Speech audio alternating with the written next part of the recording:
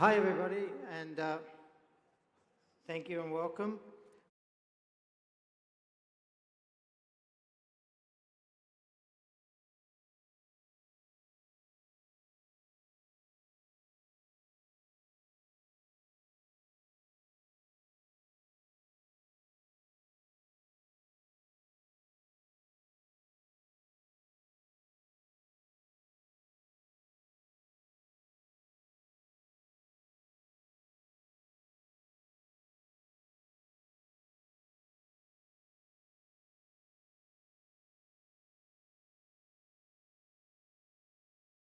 And Confex for having me here as their guest this year. And I want to say it's only possible because of one very old friend and one very new friend. So John Gregory, who's helping with the presentation here tonight, has been an important advisor and friend of myself and to Proxy for over 20 years. John was in Sydney and he was hosting the Saudi Film Festival and introduced me to my newest friend, Faisal Baltior. Faisal is a Saudi film producer, distributor and art house owner. He owns the Cine House, which is a fabulous art house which has just opened 3 screens. It's a great place. We met in Australia and John asked me to show Faisal our virtual production system. Faisal said, "You have to come to the kingdom and show us." So here I am. I'm talking about the future of filmmaking and the latest advances in virtual production. Saudi is uniquely positioned, and let me tell you why. I worked around the world everywhere, and they're practicing the art of filmmaking, and that's always based on their film knowledge, their training, and their economic resources. In the past, the bigger the budget, the bigger the film, and that means that the quicker the advancement of technology. A lot of that's changing now, and let me show you how. I'm just going to show a clip now, and I titled this, "The Seat at the Table."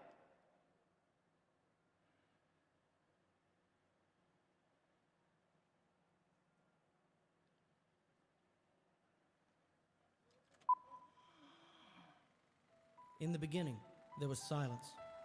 Black and white film, a director, a camera, and an art department. Then came sound, a groundbreaking leap that completely reshaped the filmmaking process from the ground up.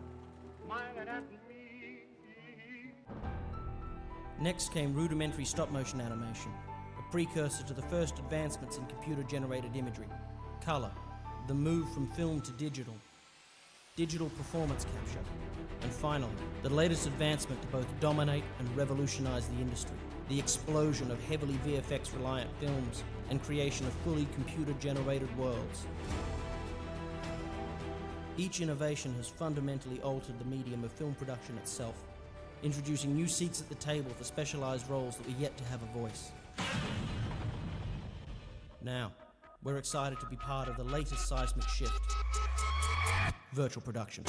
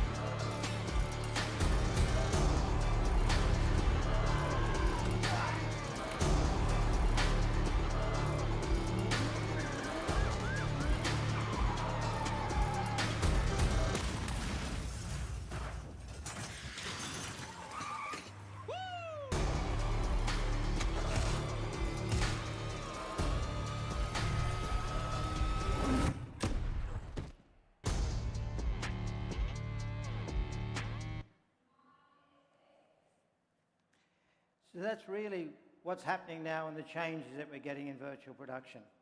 And that all started with Proxy.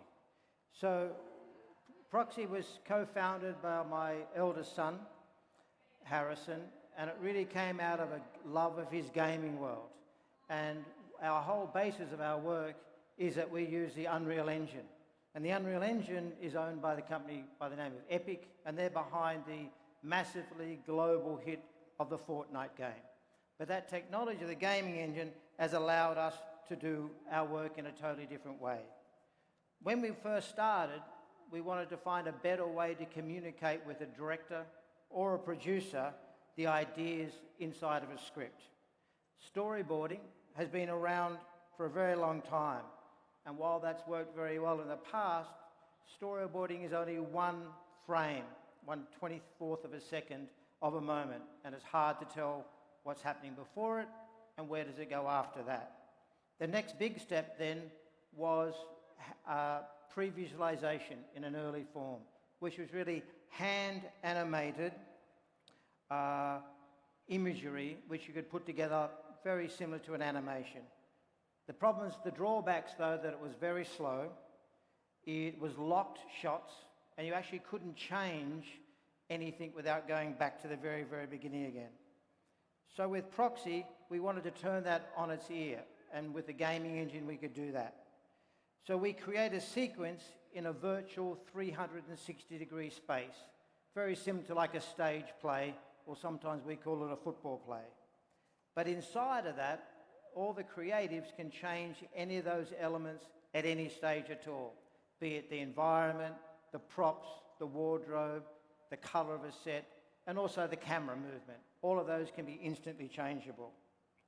Now, the reason that we call this new idea the seat at the table, and why Saudi is so well positioned for that, is that normally in filmmaking, you have to start at the very bottom and work your way up.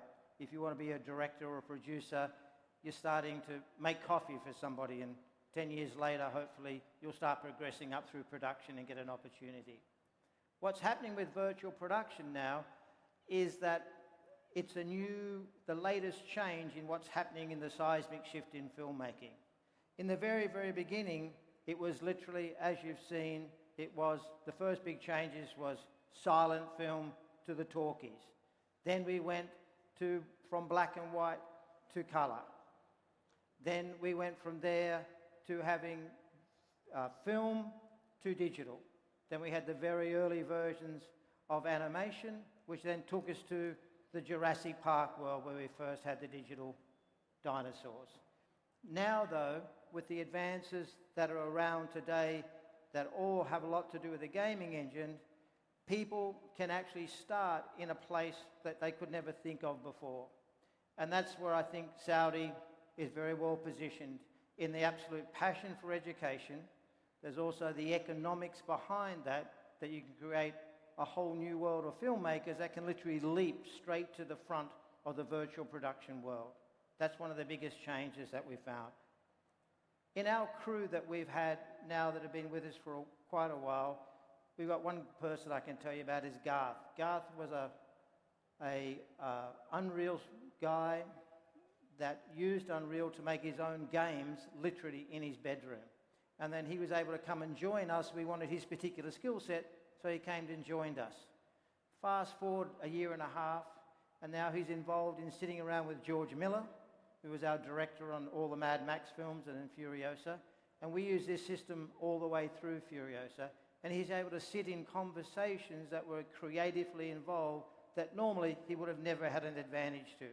And so why I say that's a seat at the table is this new technology that's around in a lot of the gaming world with Unreal and the virtual production tools that you can use in that allows someone to have a seat at the table in major film production entities. And I think that's really where I think Saudi can position itself very, very well. Now, we're also here talking with Faisal to be involved in one of his projects. And so I just want to give you an idea of how easy it is and how this system works so well for Faisal. So I just want to play you now a clip that we did for Faisal for his upcoming project that we're working on together, and just show you how we were able to create it.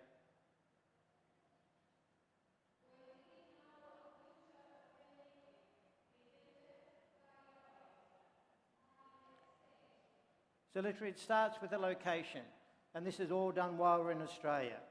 So Faisal gave me an idea of where we may be doing some of the filming, and this is a military war project. So this is using some of the advancements. So this is Google Earth with a program called Cesium, with also some of our own programs involved. So I just said to the team, let's go down to this area and let's take the script that we have, take a sequence out of it, and show where on earth we could film it. And this is all in real time. So this is literally as the location is today.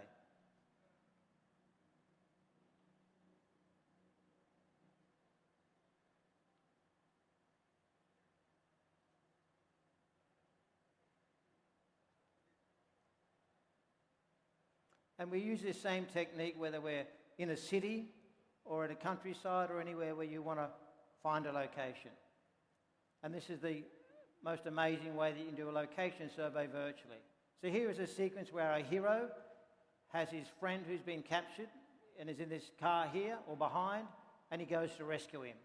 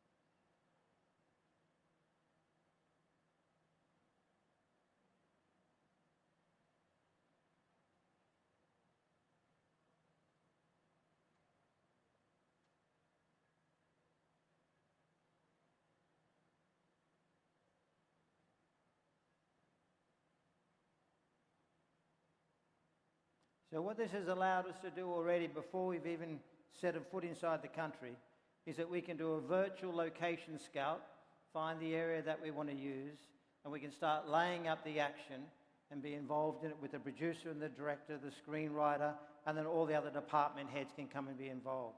So it doesn't really matter whether the film is $1 million budget or a $300 million budget. The idea of using the virtual tool sets that we have here allows you to plan your project as much clearer than you possibly could before, and with good planning, that's a better use of your money, and everyone knows exactly what you're trying to do. So what I'll do now is that's from one end, and I'll now show you some of the work that we did in Furiosa to understand how technically involved the whole system of the new virtual production tool set can be.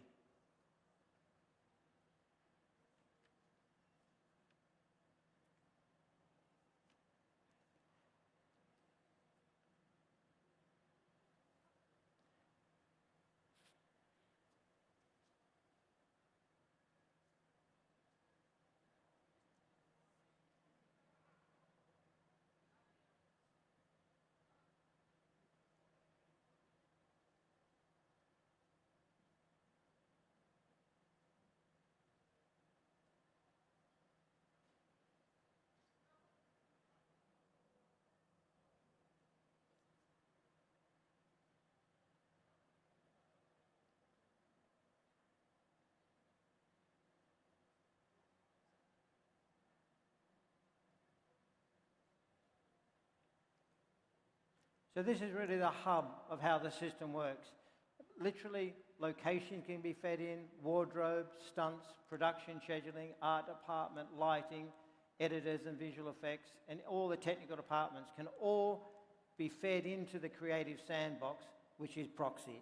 That way, the creatives can be understanding and seeing their work at a very early stage to understand, is the planning working? What else do you want to do? Is it working for the characters? Where does it go?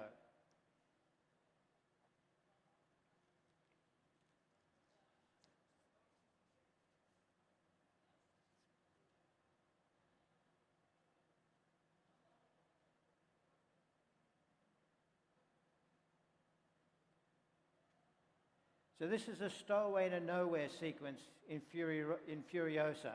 So we started off in the middle of COVID, so we couldn't do any motion capture, so we used this, which we call our toy box.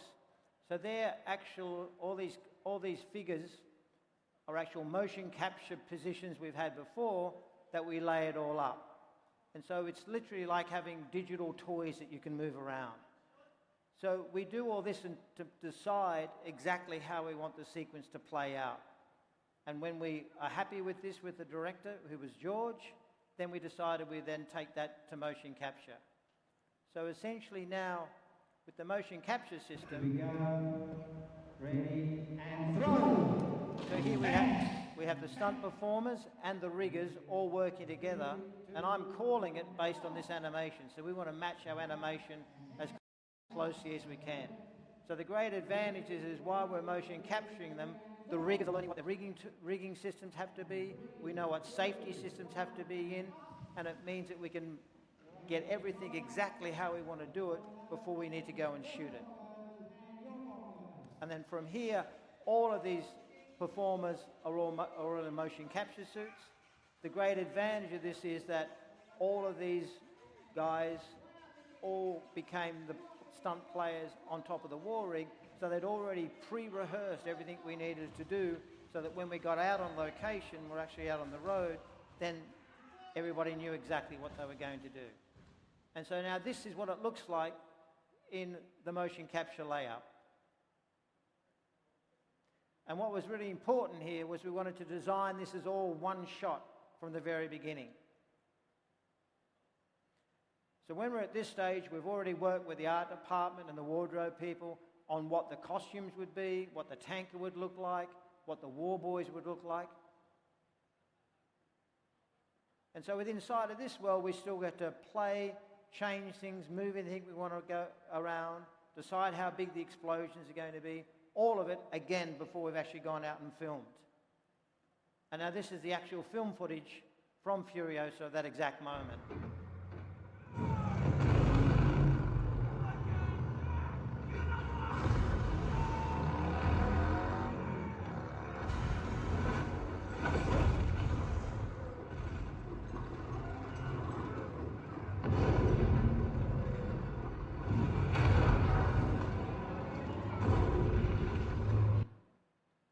And here's some great behind the scenes to show how we executed the shot. So here we have the camera vehicle with the edge arm. Here's the camera here. It all works on the moment this war boy moves and leaps down, everything goes off him. Camera then comes behind. This is a whole safety arm connected to a vehicle. Here's our stunt performer, who's actually my other son, Harlan, being skiing along here. And then on a cue from me inside of the camera vehicle, it all goes up in the air at once. And so he gets lifted up by the safety, camera has to go up, everything has to be perfectly positioned to match all the previews that we've worked on. And then everybody has to, the truck has to be in the perfect position, everything moves around. So the only thing that's missing from this final shot is just the explosions that we put in later. Here's another angle of it. We call this a TikTok, and it was run by 6 riggers to make sure that Harlan was totally safe. So if he was to fall at any stage during this, he's on wires, and so there's no risk of him being run over by the vehicle, but it means that we can get the best shot that we want, which feels like we're totally over his shoulder. And this was filmed out in the middle of Australia at a place called Hay, and as you can see here, we've graded 50 metres off either side, so the visual effects people can basically make it look like it does on the film.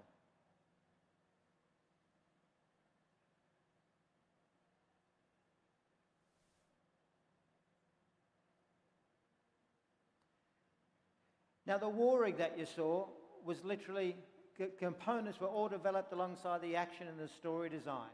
The primary goal was to make the war rig feel like it was animalistic. The functionality of the components were all tested and demonstrated with the choreography and used as reference for the art department. So these are all some of the things we made. Bombing knocker, hatches, railings, arms, in and out points through the floor, side hatches, harpoons, and the tanker dolly. We started off with a base Kenworth truck, which was the biggest truck you could commercially buy. Then from that, we modified it as we went. And this modification of this vehicle was all during the course of doing proxy with George, that we would come up with story points on how we would want to modify the vehicle. How would people climb around it? How would people use it? How would you protect against attacks on it? And that's where we ended up with the claw arms on top. We extended the wheelbase. We put protection around it. So that became, and we would swap back and forwards.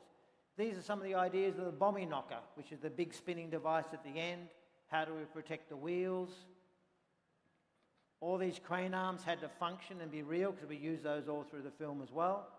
The side flaps, where the war boys could stand, and then an idea of where the weapons could be, which were underneath the war flaps.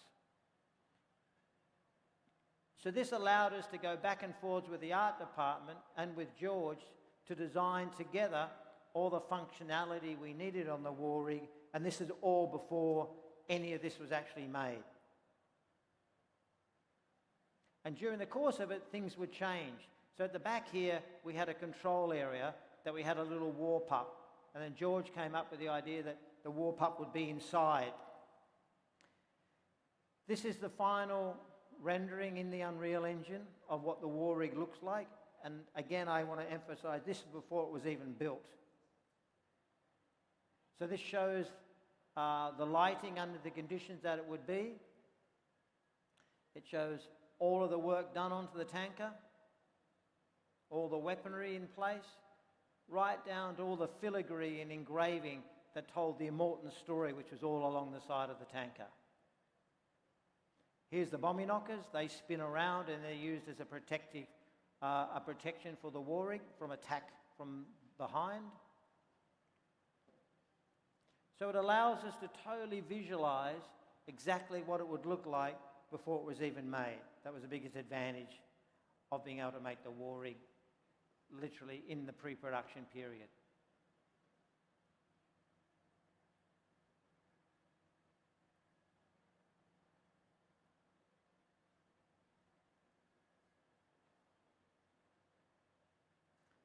Oh, a glitch.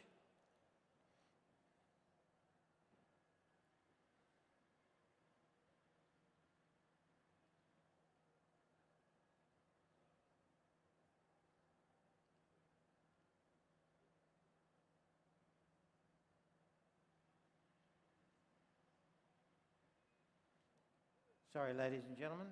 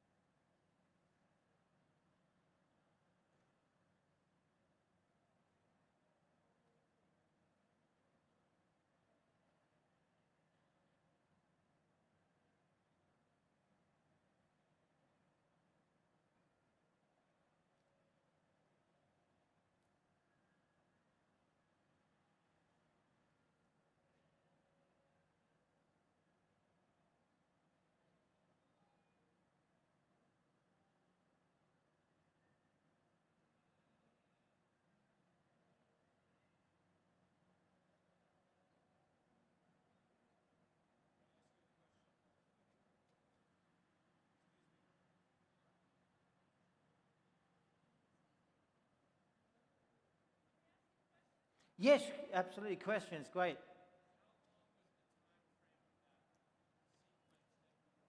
Okay, so the question was, how long was the time frame of that sequence? We shot that sequence over 78 days, the entire sequence, not just that little clip, but that was amounted to 15 minutes of film time in the middle of the film, if you saw Furiosa.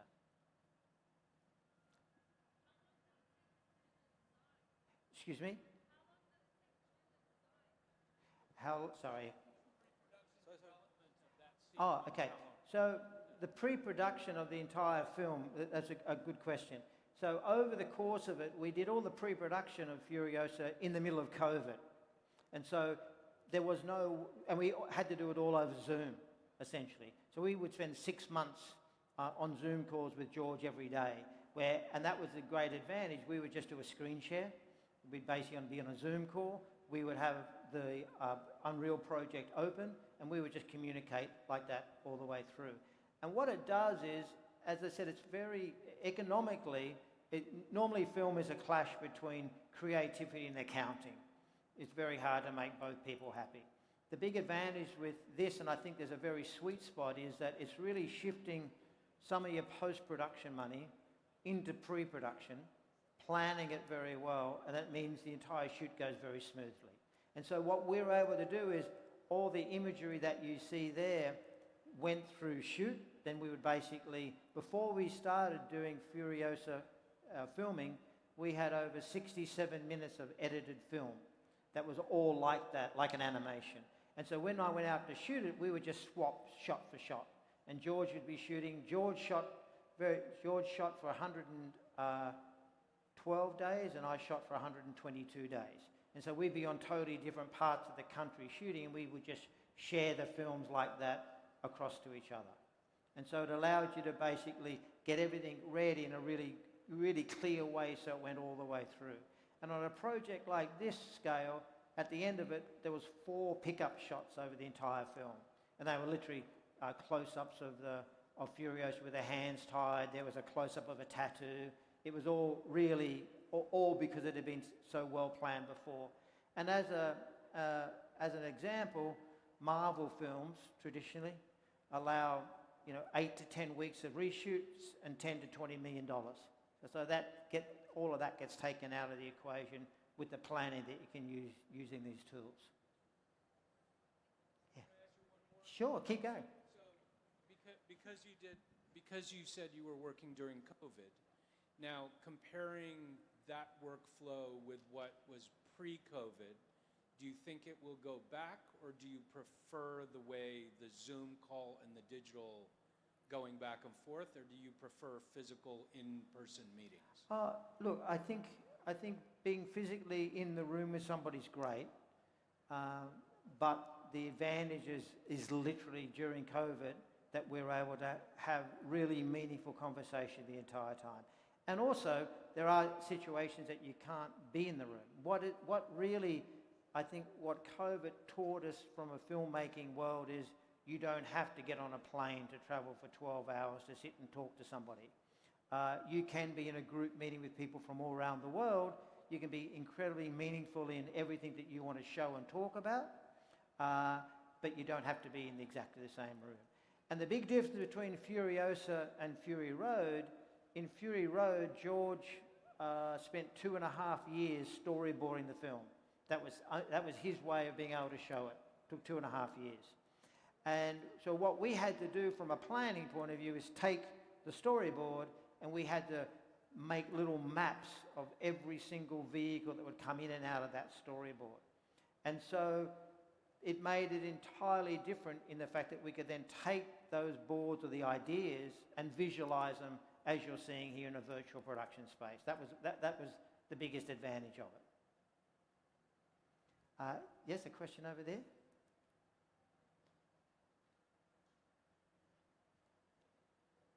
Any joy back there, John? Thank you, John. Thank you very much for your presentation. It was great to get from your experience. My question is, the Unreal Engine version you guys are using, is it like the normal one, or is it a custom one? And if it is a custom one, with the knowledge that you guys have and experience that kind of comes from different parts, is there a way to commercialize this process or the sandbox you're building? Great. There's a couple of very good questions there. Yeah. First of all, when we very first started with Unreal, we were working in like 3.17. So for Unreal Engine, there's been versions. We're now up to Unreal Engine version 5. Then it started, then 4, and then before that there was obviously 3. We started several years ago in version 3. During those versions, we had to add a lot of our own tool sets inside of it so that it wasn't what's called a vanilla Unreal. But with the latest advances in Unreal now, we're now working in 5.4. The tool sets exponentially have improved. So no, you can literally go out tomorrow and just get it, you don't even have to buy it, you just get it online and you can start doing your own films and own processes totally inside of, the engine as it exists today. Amazing. Have you done it that you built something and then for a movie and then later on it was repurposed for a video game? Kind of the same? Yeah, we're literally in the middle of doing some of that now, and they're the conversations because the tool sets that you see and hear are literally, they're all game engine based. And so the only difference between what you're seeing here and a game is purely the time frame that you need to finish it. So games normally, can be several years for some of the top games, and that's purely so that they can get the animation and the visuals, to the degree that we all know as a AAA game. But in this, you can basically start it from a very rudimentary. The one that I showed very early, which we did for Faisal, that's literally a week of work. So basically, that was just a couple of us at home. We had the stunt team for 2 days, and they ran around, did the choreography for us. So it's all scalable totally. And so part of why we're here is to talking with the commission here about setting up, literally a school that teaches exactly what you're seeing here. So we can basically take what is virtual production today, how to understand it, how you can use the tool sets, and the idea is basically using that as something that you can show. Oh, here we are. Great. So, sorry, I didn't realize we were on. So essentially, this here is a tool set that this is how we designed. Can we go back, John? Is that possible?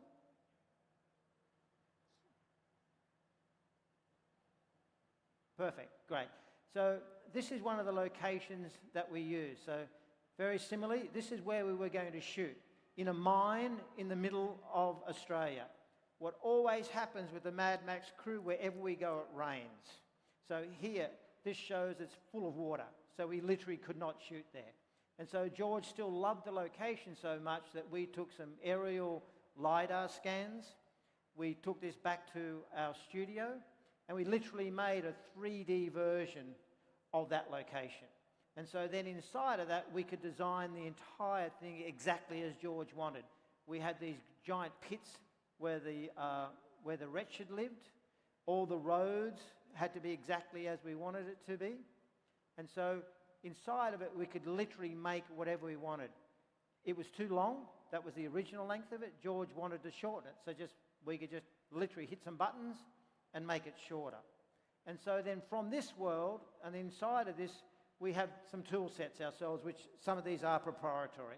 And this is a landscaping tool, so we could dig out all the areas that we wanted to dig out and sculpt the road to be exactly like we wanted the roadway to be. And so this is literally how we invented Bullet Farm, which is one of the worlds that we go to in the Mad Max world. And then we started building this set. And this is all about Bullet Farm, which is literally how do you make bullets. So it was like sulfur towers. And this is the gates that come into Bullet Farm. And so this is all, again, before we've made any of this, and this was literally before we even had a location. And so all the different colors represent different things. And so essentially anything that's blue is CG, so it does not exist. It'll only exist in the end film. The yellow were sets that we built, but we didn't want to build them 40 feet in the air because that was where Chris Hemsworth's character Dementis was. So rather than having your lead actor 40 feet in the air, we'd put that onto the ground. And so the only thing out of all this that was actually had to be built by the art department is what's colored brown. So this brown color was the actual sets. And as I mentioned, the blue are all extensions, which appear later, and the yellow we shot only 10 feet off the ground, not the 40 feet that's represented there. So this was a way that we could show everybody, and then we decided where we would film it, so we actually decided we'd film it in a quarry very close to Sydney.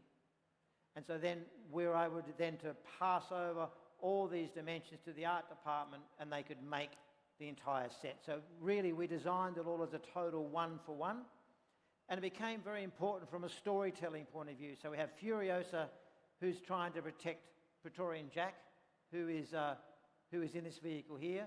Dementis is on his tower, and so Furiosa is keeping him pinned down, and Domenic's guys are trying to kill Praetorian Jack here. So from a directing point of view for George, it was like trying to make sure that the line of sight was working for everybody and how to make the story work the best we possibly can. Then this is where we get some other advancements into the system. We actually have these tool sets that allow us to know how far away anything is. So we can put a node on here, and this tells us the distance to the Warring is up between 180 and 190 metres. We can tell the distance of the catwalk, and this is the actual shot. So we've got all the technical information here that we can pass over to the visual effects department on what it is. This is a lighting pass. So we did this, we actually shot this on the 1st of June, but we did this months before. So we can put in any location in the world and a time, and we get an accurate sun pass. So then the DP was deciding with George on where to shoot which part of the day based on the light.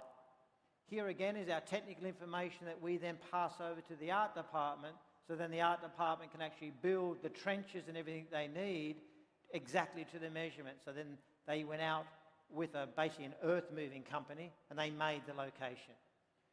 This one here is really interesting. This here is all the characters that are in this scene, and we can identify them all from what's called a day out of days, which is a scheduling tool.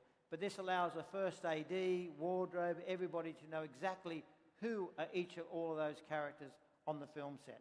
So it's a way that it's many, many tool sets connected with it, and you can just keep it going for as long as you want to go. That's the advantage of it. There's my presentation, but open to questions now. Thank you.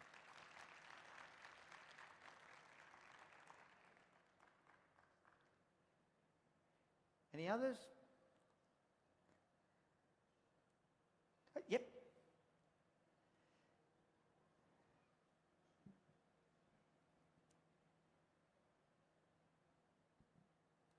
Hi. Hi. My question is, can we see AI helping with virtual production? Really interesting idea. We actually we do use AI in the early parts of the presentation or parts of our planning when we may want to take some of our motion capture and put it together in a line. You can use it in that basis. But I don't think it's going to take away from the creative side of it. The tool, it can be a very useful tool, especially, let me say, in the way of concept art. It's incredibly useful. Especially if you're good with your prompts, you can get great concept art out very quickly. But from a creative point of view, there still needs to be somebody that wants to say where would they like to put the camera, what is the physical action they would like to see inside of that. So I think the AI should be considered as a tool set, like any of the other new things that come along. And I think there's a lot of buzz about it at the moment, but I don't think it's going to take away, great filmmakers telling great film stories. But as an assistance, if it's used correctly, I think it'd be very beneficial.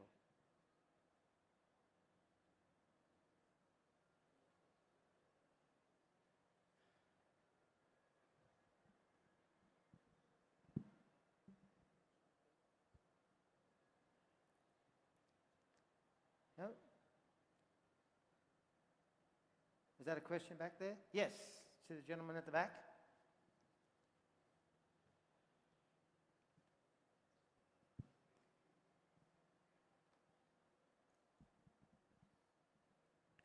Good evening, Mr. Norris.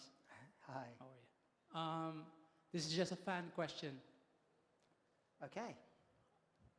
One of Sean LaBeouf's interview, if you're working with Hardy, he will let you feel that you're being on his church. So how is it working with Tom Hardy, by the way? Tom was great. He's a very, very committed athlete and a very committed actor. And we had a great time with Tom. A great time. Very, very good. Very good. You're a Tom Hardy fan.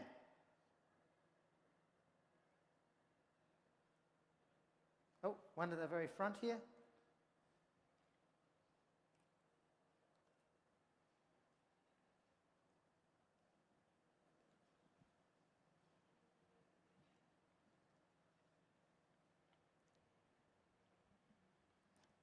I think I'm a fan, Good to see you, Norris, and thank you. It's not a question because I had a lot of discussion with you since we met in Australia, and I'm so proud that, and I really thank you that you came to Saudi and you shared with us the amazing technology that you have built. I think you've been building for the last, 20, 25 years, and can't wait to share that technology in our productions in Middle East and in Saudi Arabia. And thank you for making that example. And so excited to, show the audience next year the result of your great proxy system. Thank you very much. And I think there was a question over there, so I don't know if the guy is still there or not. No, at the back.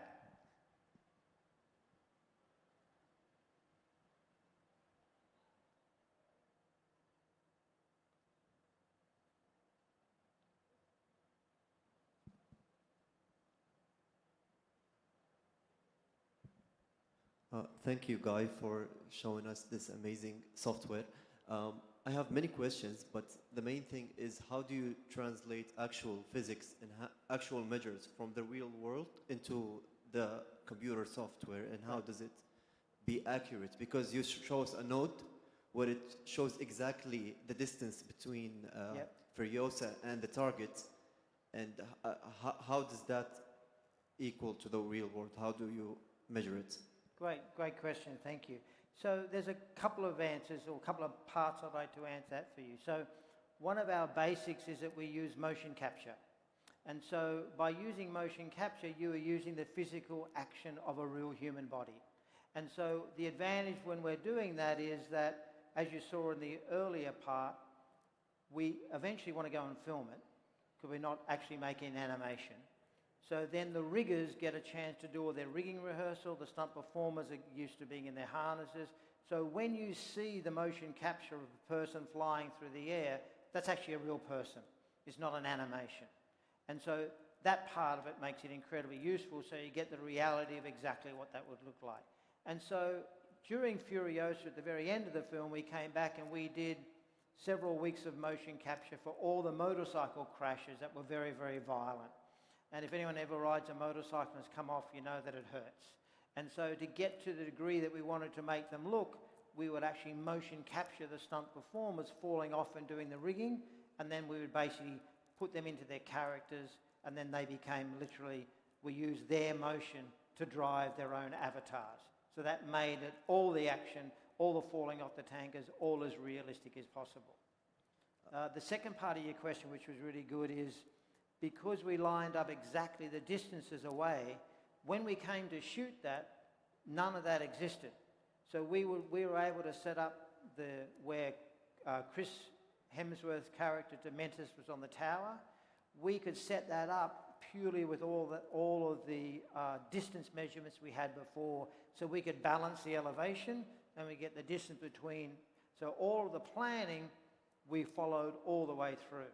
And then also within inside of the system now, we have our own tools that are very physics-based for cars. So it's getting to the stage now that you can literally get a model of a vehicle, you put in the wheelbase, the height of it, the weight of it, and you can literally dial the physics so they're real. Very much like all the great Gran Turismo type games now. The physics are becoming a very real part of what the tool sets are available for people to be, to start making things within inside of the unreal world. Thank you very much. Oh, one at the front.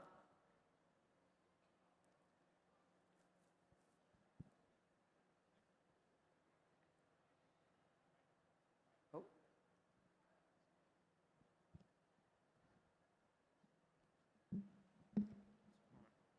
Hi, Guy. Hi. I thought the film Furiosa was absolutely outstanding and spectacular, so congratulations on that.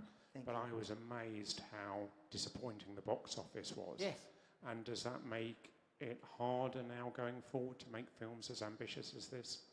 No, I don't think so. I think it's like George has a fabulous philosophy on that, which is you put your best efforts forward, you do the best that you possibly can, and it's open to the lap of the audience to respond to that. I don't think it actually stops, I hope, in any way someone's drive to do something of that level for sure. So like, the heartening thing about that was that all the scores were enormous.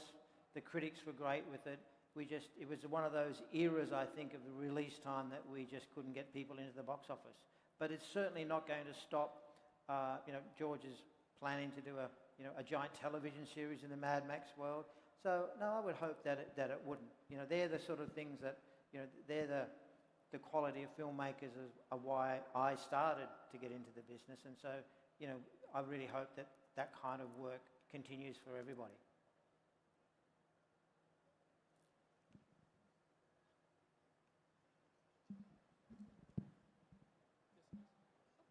Hello. Guy, with all of this that you're talking about, do you think this is going to make budgets go up or go down? Oh, definitely go down. Definitely go down. And it really doesn't matter whether you're talking of $1 million budget or a $300 million budget.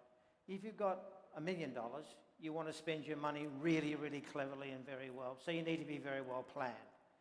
If you've got $300 million, you don't want to waste any of it, and you want to make sure that as much of that can possibly go on the screen as possible. So no, this whole idea here is one of the sweet spots, really, that we can actually nominate films that we have done, and we have the production tell us, well, you've saved $1 million because it's 3 days of shoot, or you've saved 5 days of this, or you've saved that. So over the course of the Furiosa, the whole system's credited with saving over $10 million in both time, logistics, and work that had to be put in that was all pre-planned. So no, I think we're past the stage where you can walk onto a film set with a lot of money or any money and say, I'm just going to make it up on the day. You really need to plan it, and this is just a tool set that allows you to plan it as closely as you possibly can. So no, I think this absolutely has to help the quality go up and the cost come down. Yes.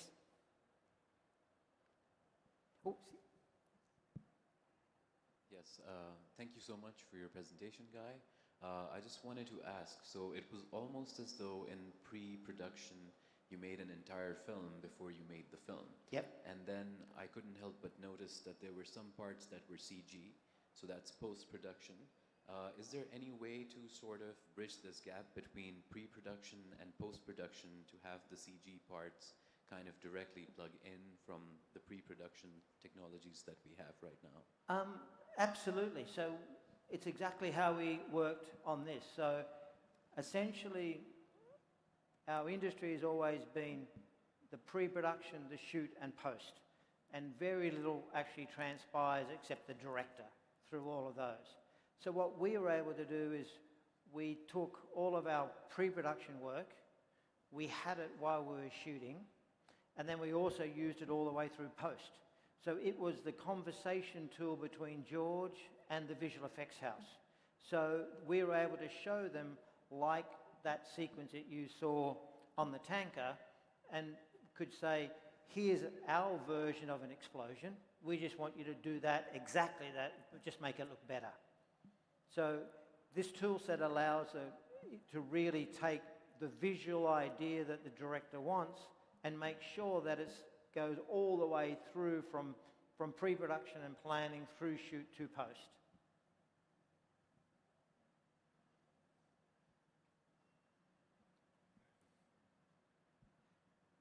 Thank you for your time here and sharing your knowledge with us.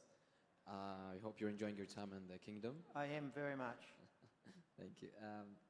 My question is, on top of your head throughout your career, what was the most challenging stunt that you could think of that you've worked on? Oh, sorry, can you speak up for me? Throughout your career, what would be the most challenging stunt that you've worked on that you could think of? On top of your head. I always answer that by saying the next one. I think probably the most visually rewarding and also hardest one was in Fury Road, where we had to make the polecats work, and where we had the war boys on top of the polecats that were swaying back and forwards as it was going. So to design and plan that to a degree that we could actually end up doing the polecat sequence in one continual 5-minute section. and because everybody was trained to the degree they could all go swing back and forwards and do all of the transfers in real time. So probably that was one of the biggest ones. This whole tanker sequence was probably, for Furiosa, was another, very, very large sequence to try and work out, because you're tiptoeing every day, literally on the edge of the building, to get creatively the most intense, spectacular action, but also look after the safety of everybody involved. So, touch wood on both of the Mad Max films, we got away with, any major injuries at all.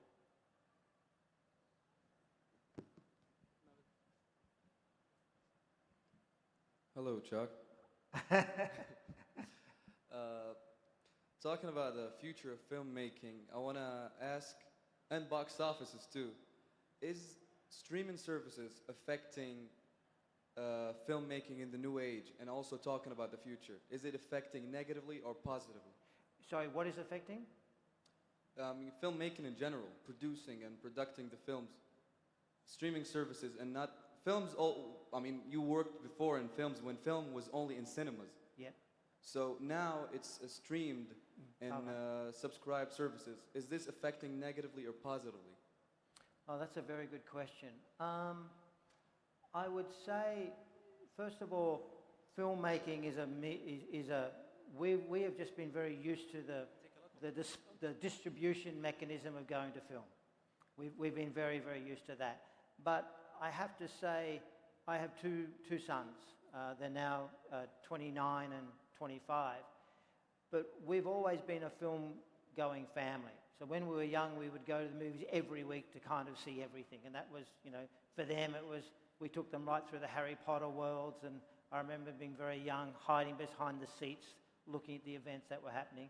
And we got very used to that as a filmmaking family and going to movies. But as my boys got older, to be around 14 or 15, we would do the same. We would invite them to movies and say, bring along a couple of your mates. Well, what would happen is they'd be watching the film and they'd be on their phone at the same time. And I'd basically nudge them and go, aren't you watching, don't you like the film? And they'd say, yeah, I like it, but I know what's happening and I'm watching something else here at the same time. So it's really, that is something that I think we all have to deal with, because it's literally the way of youth now and how they want to see their mediums. And I came from an era that if you wanted to watch a certain TV show, it would be on every Monday night at 7:30. So you waited till Monday night at 7:30 to see it. Now you can see your shows in any sort of forum, be it a phone, a computer, or a television, really at your whim. So I don't think it's good or bad. I think it's just going to be different.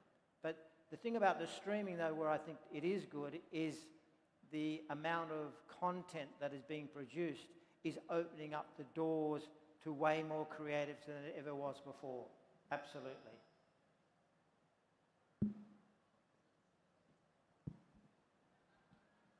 Good evening, sir. Thank you for your talking. Thank you. I'm not working in pre-production, neither production, neither post-production, but my line is preservation for the legacy of the cinema. So for such an amazing work, apart the final film itself, how much data represents such a project to be preserved? Oh, you mean preservation of the film? Yeah, of the film and the collateral of the film, because these are part of the sets and how you did the film. Very important to be preserved. So how much data does this represent? And have you ever thought about depositing it to museums, cinematheques, National Archive? That's an excellent question. I actually couldn't tell you how much data. You're talking about data as in the data, as opposed to normal film that would be kept in a vault, for example. I do know that during the course of all of our shows, there are several backup systems, and literally all of what used to be known as a negative is now sitting in vaults, essentially, but all in a digital format. I think it's where that's going to go, I actually can't answer, but I do know that over the course of just my limited time in the sort of pure digital world, there have been certain changes to be put in place to protect that data as you go forward. But, you know, other than that, that's a great question, but I can't help you with much more than that.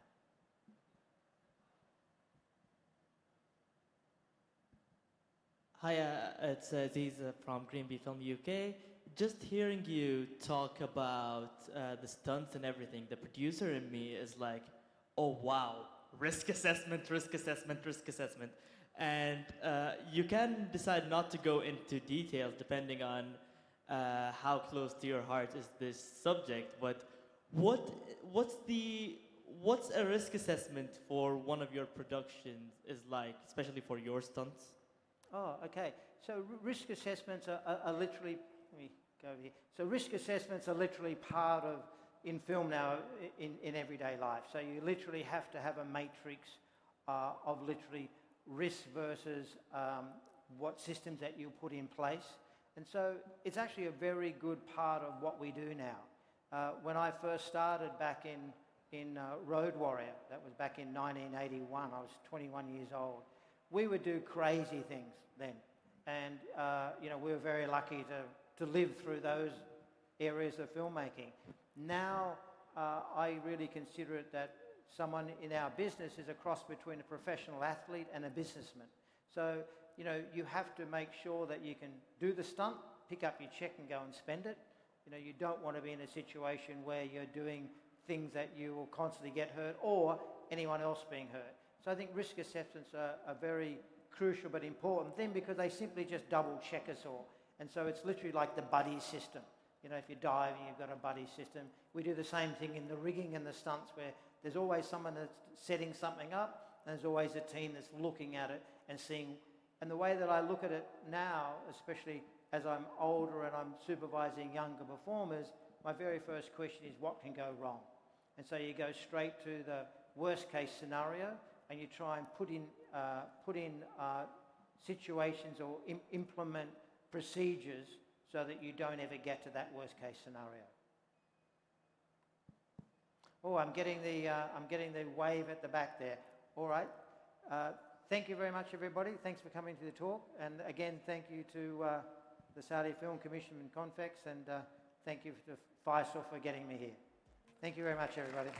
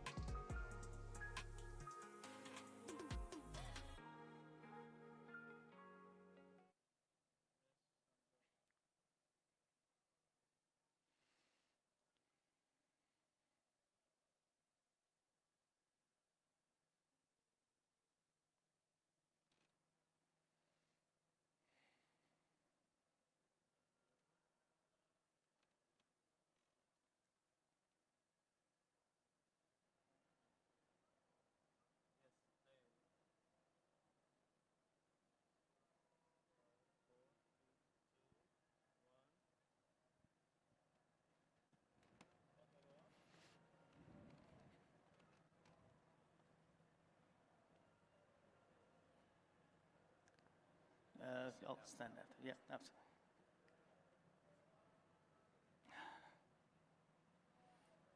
Good evening, everybody. We've got a few more people still coming in. Welcome to our virtual production masterclass. My name is Johnny Slow. I'm the CEO of a company called Pixamondo, which we'll introduce in just a moment. And with me tonight is Mahmood Ramana, who is our Chief Innovation Officer. Okay, here we go. I think we've done that. Right, so our agenda today, we're just going to run through these, if you go back one slide, please. We're just going to run through these subjects today. I'm going to do a quick introduction to Pixamondo. And then Mahmood has about 150 slides, which under normal circumstances, you'd hear that and go, oh my God, it's 7 o'clock on a Friday. But I promise you, he is a fantastic presenter, and he's going to present it in an extremely engaging way. What we've sought to do is use examples of our work in every step of the way. So hopefully there's some stuff that you recognize there too.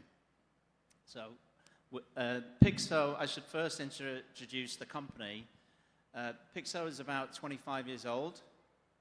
It started in Germany in around about the year 2000, and over the years evolved from commercials, VFX, into TV and into film, and most recently evolved into virtual production.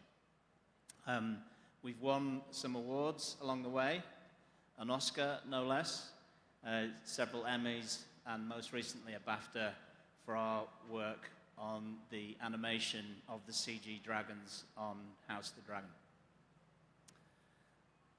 I think at that point, I'll introduce Mahmood. Some background on Mu, as we call him.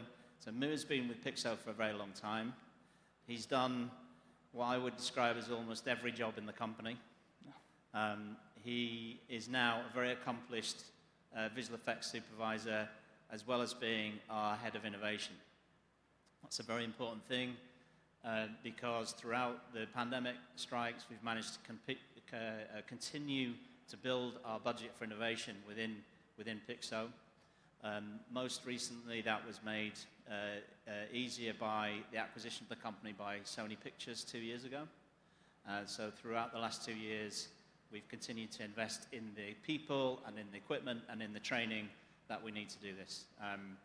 We are also delighted to be here, to be invited by the Ministry of Culture and by the Saudi Film Commission, who we've been talking to for many months.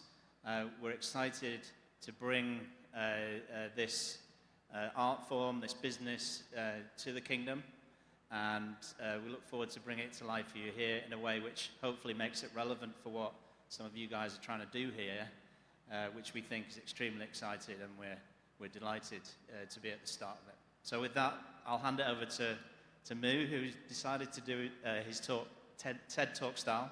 So he's going to keep it animated, and he's going to be standing up, and he's going to run through a bunch of slides. Over to you, Mu. And we'll take some questions at the end. Thank you. Thank you, Johnny. Hello, everyone. I'm just going to stand on this side because I have to look at the screen. So just a little more about Pixamondo. We have more than 500 employees across the globe, and presence-wise, we pretty much cover from Tokyo to Los Angeles. Our headquarters is in London, but we have 2 main hubs. One is in North America, which is Toronto in Canada, and the other one is in Stuttgart, Germany. And all the other offices basically connect to the main hubs. When it comes to visual effects, we're known for doing epic characters and creatures and doing vast and photoreal environments. And we're known as a global leader in virtual production and in-camera visual effects. Pixo has its own education and training division called Virtual Production Academy, which we're going to get into a little later in the presentation. And we also have an innovation lab where we basically test the latest and greatest cutting-edge technology, which again, we touch on a little at the end of the presentation. Before we start, we have a short demo reel from our latest work. I'm just going to play that, and then we dive right in.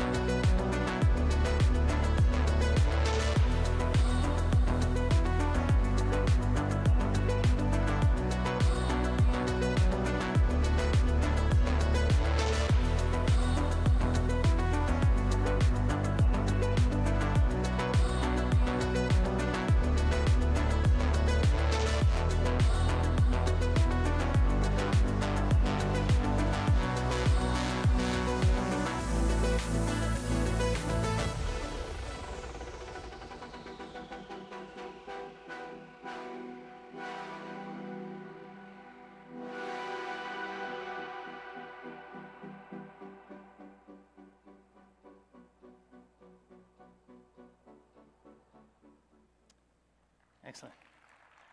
Thank you. So let's talk virtual production.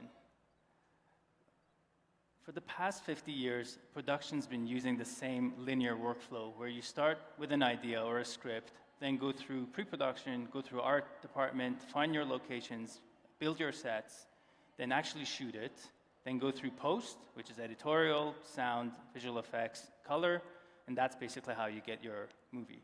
Now, a lot of times, going backwards is very, very difficult. This is a one-way street. Going backwards is very, very expensive and almost impossible. Money aside, sometimes the creative vision doesn't translate through. Maybe in the beginning, the creators envision something, and by the time the movie comes out, the final result might be completely different. Wouldn't it be amazing if there was a crystal ball that you would kind of look into and see the future, see your movie, make mistakes, tweak, iterate, and then come up with the perfect movie at the end? This crystal ball actually exists, and that's basically virtual production. When you hear virtual production, you might think of LED volumes and in-camera visual effects, but that's a small portion of it. Virtual production is basically a series of real-time tool sets or technologies that allow you to visualize things, iterate, and turn the traditional linear workflow into a more parallel and collaborative workflow. Let's look at some examples. With location scouting, traditionally, studios would send a large group of people to remote locations just to see if the location works or not. And I have firsthand experience with this. In late 2017, we were shooting the first season of Star Trek Discovery in Jordan, and we basically had to send a very large crew to do all the location scouting. The entire episode 1 was shot in the desert, and we had these two characters traveling through the desert to get to basically a tribe of these creatures around a water well. So we had to do a lot of planning, and we had around 700 shots for this episode, so planning was very, very, very important. So we sent close to 25 people to Jordan, and every morning I remember we had to get on buses, drive for 3 hours to get to the location, take pictures, and again, it was such a massive environment that you can see the scale that by the time you're up there, you have to go down there. The time would pass, and the lighting would be completely different. We finished the project. It was a big success, but we spent more than $1 million only on the scouting part. 3 years later, when we started working on Halo Season 1, we were tasked to do a very epic battle sequence, and production wanted to shoot everything in Budapest, Hungary.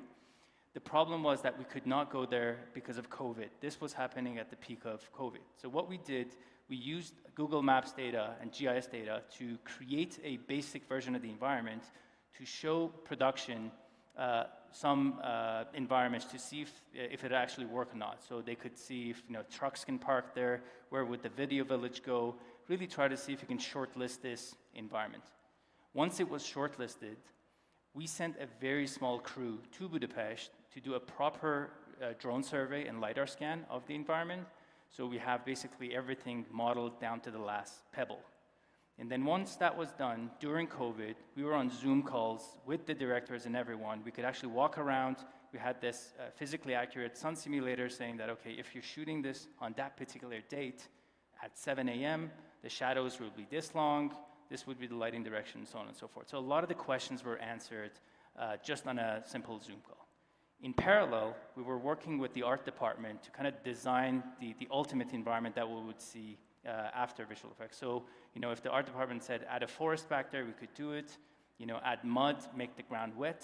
Everything happening in Unreal Engine in real time. So again, everyone was seeing the same thing and making decisions based on, what they would see on the screen.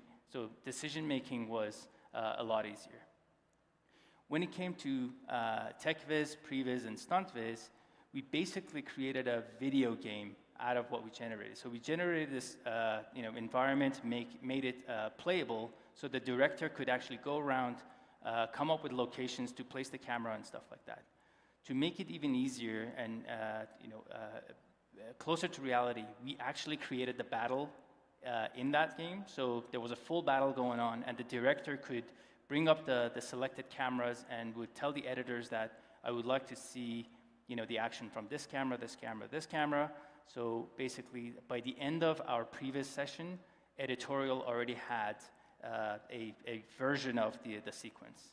And obviously, by the time we showed up, we shot exactly what we planned for, added the visual effects stuff, and again, it was a pretty smooth project. And again, this was during the pandemic. When it came to more specific action sequences, we had our motion capture suits and we had our stunt people wearing these. There was one particular shot that was 1 minute long, and it was this big fight between all these creatures and Master Chief. We had to make sure that we performed this live, so the director was actually seeing this live with an iPad and kind of could frame the shot. So what you see here is actually choreographed in our office, with a lot of people kind of fighting, and the director was just playing around with an iPad, kind of trying to frame the shots. This is all done in Unreal Engine, and again, really, really helped us, for the final product.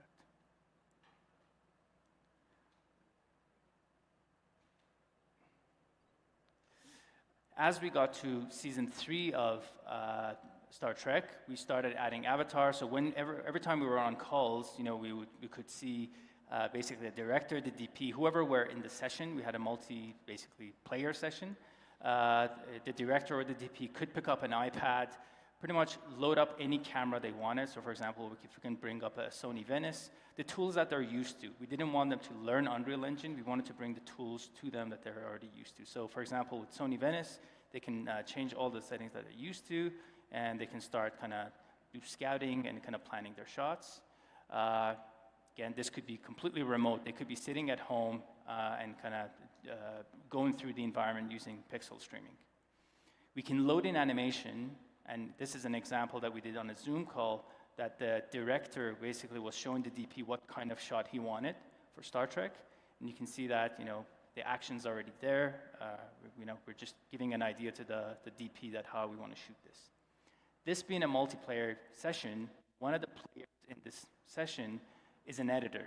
So by the end of our Zoom call, we cut the shots that the director liked, put it all together, export as an EDL, and we'll go to editorial. So again, within 3 hours, we could produce something like this. I remember we finished this previs during pandemic with the director being in Los Angeles, our team being in Toronto, and the showrunner being in London. Traditionally, this kind of previs would take like weeks or not months, but again, this we would do it in a few hours on a Zoom call, basically. This is another example we did as a pitch to Amazon Studios for their series called The Boys.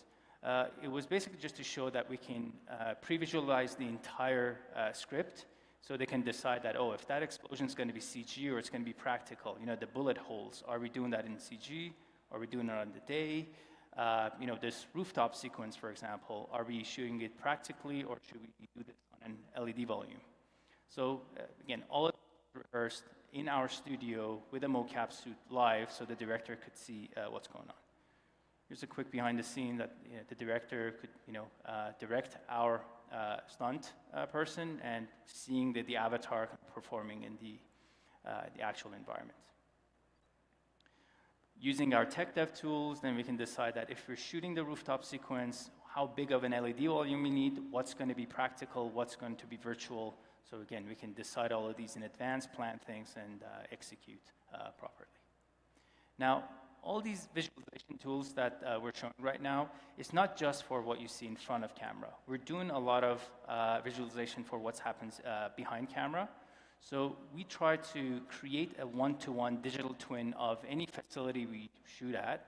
So for example, here, if you go to our virtual calendar, you'd be like, on that day, this is happening, the trucks are parked here, the generators here, the COVID tent is here, for example. And different departments will have access to this. So the pylons on the floor, they're going to do that. And everything's attached to a cost. So if you add the pylons, it's going to tell you that for that day you need like 26 pylons. A line producer can look at this and say, why do we have a second power generator? Let me delete it. And when the producer deletes it, a warning comes up saying, you're not going to have enough power for the LED shoot you have on that day. So you get to really plan things ahead of time. Think of that crystal ball, shows you the future.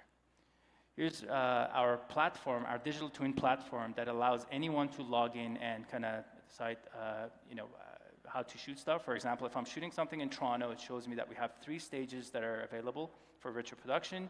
I go there. Let's say if I'm doing a car shoot, I load up the car I want to shoot. And here on the side, you can see that, my first camera set up, it's a tripod set up. I have a techno dolly set up. And it's going to tell you how much it's going to cost, how many days of shoot you need, how much electricity you're going to use. It's going to become a tool for you to plan a lot of things ahead of time. This is actually our stage in Los Angeles. It's the exact digital twin of that. So every time we want to shoot something there, we do a lot of planning with the client. Now, let's move on and talk about VAD, or Virtual Art Department. VAD is basically the nucleus of virtual production. It's a department that serves a lot of other departments. It visualizes things for the wardrobe department, stunt, the real art department, and many more.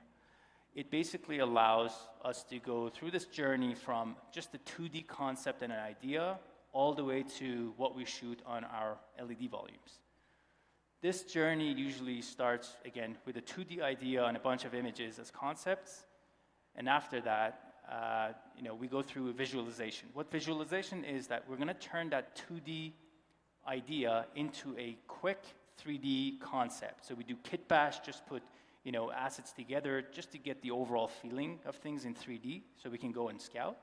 Once we get closer to what the client likes, we move on to the realization part, where we actually build the assets properly, more high-res, proper texturing, proper lighting, and that's when we start collaborating with the physical build. So if there is something physical that we need to build and replicate in the virtual world, we scan it, put it in the virtual world, or vice versa. If we have a 3D model that they need to build the exact replica in the real world, we share that model with them, and basically we collaborate together. Then it comes the stage review. We always recommend to view these assets or review them at the stage on the actual volume instead of just viewing things on a monitor, because it looks very, very different when you see things in person on a volume through a camera. So all of our reviews, asset reviews, happens on stage. Once we get the notes, we tweak things, and then we go back to the stage for one final round, which is called blending. That's where we blend the real world to the virtual world. We pre-light everything, make sure everything works for the day, bake everything, lock everything, and then we go to the shoot day. Everything should work and should be all smooth. Usually this process takes 8 to 16 weeks, depending on the complexity of the asset we're building. Now, we're going to show some examples from Star Trek. These are some 2D concepts that we received from the art department.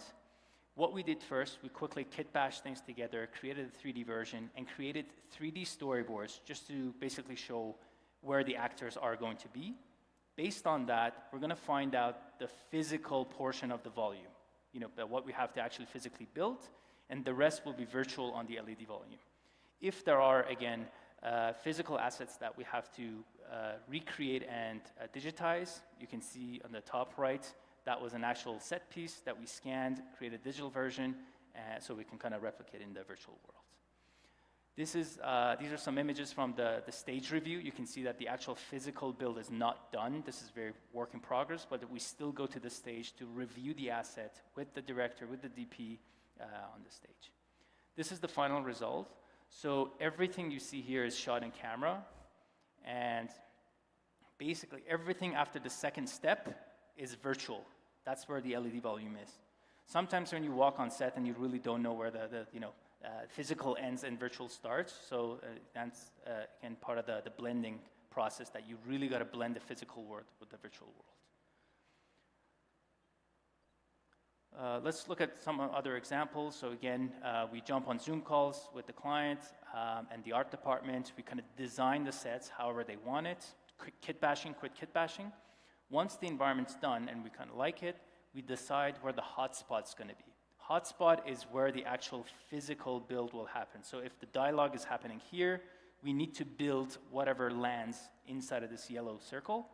And whatever's close to the yellow circle, we have to make sure it's high res, because it's going to be very close and it's going to be pretty big on the wall. So we've got to make sure we up-res the assets. Here's another example, a pretty iconic environment from Star Trek is the engineering room. Again, we start with kit bashing, doing 3D storyboarding, find out what the physical build is. So that is basically the physical build within our volume. And again, we jump on Zoom calls, get a lot of notes from the art department regarding lighting, placement of things. And once that's done, we go to the blend day. And what you see here is from our blend day. Everything after the first railing is virtual. That does not exist. That's on the LED volume. And you can see all the reflections, refractions that we get in camera. And we can point the camera anywhere, move the camera anywhere. We're going to get proper parallax reflections and refractions for free. So again, it's a very, very powerful tool. And we constantly go back to this environment in Star Trek. So we do this all the time. Just to show you more examples, 2D concept from the art department. This is how it's going to be as far as physical build. And then this is the final result, where again we build what's within the volume, and everything else is virtual. This is a cafe, again from Star Trek. We jump on a Zoom call, really decide where the volume's going to be, and get all the notes from the client. And this is our blend day. Everything behind her is pretty much virtual, with a lot of depth. You can see the camera's going to start moving. So we have the foreground table. And the first row of tables are real, and then after that it falls into virtual with a lot of depth. So it's sometimes you can't tell what's real and what's not. And that's the beauty of virtual production and in-camera visual effects, basically. This is another environment that we worked on. It's called Rebel Moon. So we had this massive planet with these big structures, and there are actually mini cities on top of each structure. And they wanted to do this both in daytime and nighttime, and we only had 2 days to shoot the entire thing, both day and night. So again, a lot of planning needed to go into this. We started designing these structures. You can see that it's there are actual buildings on top of them, and going back and forth with the art department, telling us where the volume's going to be, what's going to be built practically, what's virtual, and then we decided on all of that. And you can see that they decided to build the market here in the foreground practically, and everything else would be virtual. And these are some of the quick work in progress. This is the night version. And they started building the rocks. We quickly scanned them, textured them, made sure that there is exactly one-to-one similar, so you can't tell between the physical ones and the virtual ones. And these are some examples from the environment that we shot the day, very successful. We only had 2 days, basically. We swapped everything in the foreground, obviously changed the asset to the night version, and within 2 days, basically, we went back and shot all the night stuff. It was a very, very successful shoot. And again, you can have as many shots as you want. You can point the camera anywhere. It's not like green screen or blue screen that you get a budget that you only have budget for 15 shots, 16 shots. You can shoot as much as you want. Now, let's talk about LED volumes. These LED volumes are like massive screens. They're put together, we put these actual LED panels that are roughly 1/2 meter by 1/2 meter, magnetic, so you kind of put them together like Lego pieces. And you can build them from the ground with ground support, or you can hang them from the ceiling. And our journey at Pixelmondo started with doing small walls outside of windows for like warp speeds and star fields and stuff like that, but we then definitely saw the benefits of it. That's why we decided to build a very large one, Canada's first LED volume for Star Trek, which is still running. Since then, we've done a lot more. For example, for Avatar: The Last Airbender, we built, at the time, the world's largest LED volume in Vancouver. The middle one is our Star Trek volume that's been going 5 years strong, non-stop. We have other smaller volumes in Toronto for smaller TV shows and a lot of commercials. And we've done a lot of pop-ups around the world. If a production wants pop-up volumes, we can quickly create them and tear them out after. Quickly about how it works. LED volume, we do a 360-degree projection of the 3D environment on the wall. That's mainly for lighting and reflection. And then using these camera tracking sensors, we track the real camera, and whatever we see in the field of view, the camera or the frustum, that's going to be dynamic and rendered in real time. So you're going to have parallax shift, you're going to have everything dynamic happening there. And we can have multiple cameras, camera A and B, basically shooting simultaneously. A lot of benefits. Obviously, you get a lot of in-camera finals, you get proper lighting and reflection, you get better creative collaboration and communication. All your actors are seeing the same thing. They don't have to guess what's behind that green screen. There's rapid lighting and changeover. If you need a new light, you don't have to stop production and go up there and put a light. You basically do light cards. And overall, it's very, very flexible. And reshoots are very easy because you load up your environment and you reshoot again. So you might say, okay, this is really easy. I'm just going to go online and buy a bunch of LED panels. It's not really like that. You know, if you just buy a bunch of LED panels, it's like buying a Lamborghini with no engine and no seats. A successful operation of a volume requires these 4 elements. You need the right location and the right design. You need the right equipment that's made for in-camera visual effects. You need the right content, and you need to be able to operate it properly. And all these elements are interconnected. Some productions go and rent the panels from one company, get another company to do the content, someone else is running it. That never works. And the reason why Pixo is so successful with this, because we basically do the whole thing end to end. Quickly about these, when it comes to locations, obviously if you can do a purpose-built studio, that'd be amazing. It just takes a long time with permits and all that. So a lot of people look for empty warehouses or sound stages. That's also not as easy to find because you need to make sure that there is clear span, no pillars. The ceiling height needs to be really high. The ceiling needs to basically hold a lot of weight. The floors need to be very thick concrete. You need a lot of power, needs to be soundproof, and you need workshop space, production offices and storage, and parking. So again, finding something like this is not as easy. As far as equipment, there's a lot of equipment happening, but these are the main ingredients. You need the right panels, you need the right camera tracking system, you need the right processors, and proper render nodes. Depending on the design of the volume, sometimes you have the same panel for the walls and ceiling. Sometimes you have a different panel for the ceiling, especially bigger volumes. You need a lot of light reaching the center. That's why you have different panels for the ceiling, which are a lot brighter than your wall ceilings. But again, it really depends on the design. It's a quick video of showing how effective and bright the ceiling could be. This is when we were building our very first volume for Star Trek. These ceiling panels pop off, so you can pop off the panels and put in practical lighting if you need, so they're very easy to do. Only takes like 5-10 minutes. In the very beginning, when we started doing this with Star Trek, the DPs weren't used to this technology, so they put all the lights possible in the ceiling. So basically, it defeated the purpose that we had a LED ceiling. But by the end of production, they really got used to the technology and embraced the technology and started using the ceiling as an actual light source. When it comes to the LED processors, it's basically like a traffic cop. It sends signals to the right panel at the right time. So again, it's very important to pick the right processor. As far as camera tracking, there are different solutions. Basically, these are OptiTrack cameras, but again, there are Vicon and other solutions as well. And you need a lot of render power, a lot of GPU power for that. Quick timeline, a general volume would basically, this is the process that you start with your ceiling, the floor, and you basically raise it up, hang it from the ceiling. Then you do the support structure for the walls.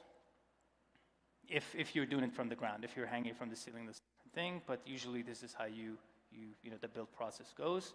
Then you start bringing the panels, and some LED volumes have this structure around the volume for maintenance, for getting up there to pop out panels and stuff like that. So, and then you basically put your panels inside. Depending, again, on the design of the volume, you see the base of the wall. If you see that support structure, you definitely don't need that in your shot. That's productions riser or a platform in the middle of the volume. That way, when you look at the wall, you never see the bottom or the support structure. You actually see the LED pixels, because when you do proper blending, then it's going to be very seamless.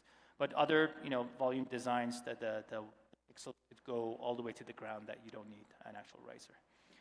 One of our stages in Toronto, for example, the riser goes all the way to the end of the studio, which allows us to build sets as we're not shooting. Once we're done shooting, we roll in the new sets and keep going. Regarding content, again, we can have a full presentation about this, but collaborating with the art department from the get-go is very, very important. If you can go out there and scan real-world environments and digitize them, that's always helps. Camera movement is your friend. You always need to kind of move the camera to get that parallax. The volume really works with rich mid-tones and color values, low angle lights, and overcast lighting. Dynamic backgrounds, if you can have moving backgrounds, that really helps. And repetition is very, very good. If you have a real set piece in the middle of the volume, if you can kind of replicate that and have the virtual world, that helps with the blending. When it comes to the operation of the volume, it depends on the size of the volume and the production, but usually director, DP, and visual effects supervisors kind of talk to each other. If there's anything related to the content or the wall, they talk to the virtual production supervisor, who then talks to our operators behind the scene. We've done hundreds and hundreds of environments, not only for big shows, but also for smaller TV shows, indie movies, and a lot of commercials. So I have a short reel showing our in-camera visual effects. Everything you see here is actually shot in camera with no additional visual effects as far as set extension. What happened before no longer exists. That is our greatest advantage. What we do now, here, in this moment, has the power to determine the future.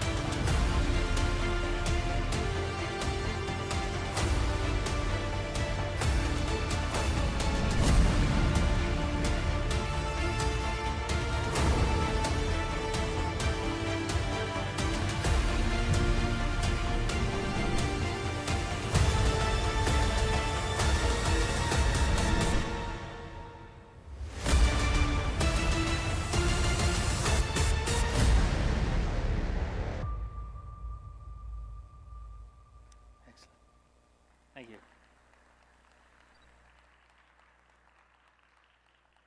So it takes an army of talented people to create these environments and operate the volumes. Very early on, we realized that one of the biggest bottlenecks for us is finding the right talent. And this is such a new technology that you can't just go out there and hire people for. That's why training and education for us is very, very important.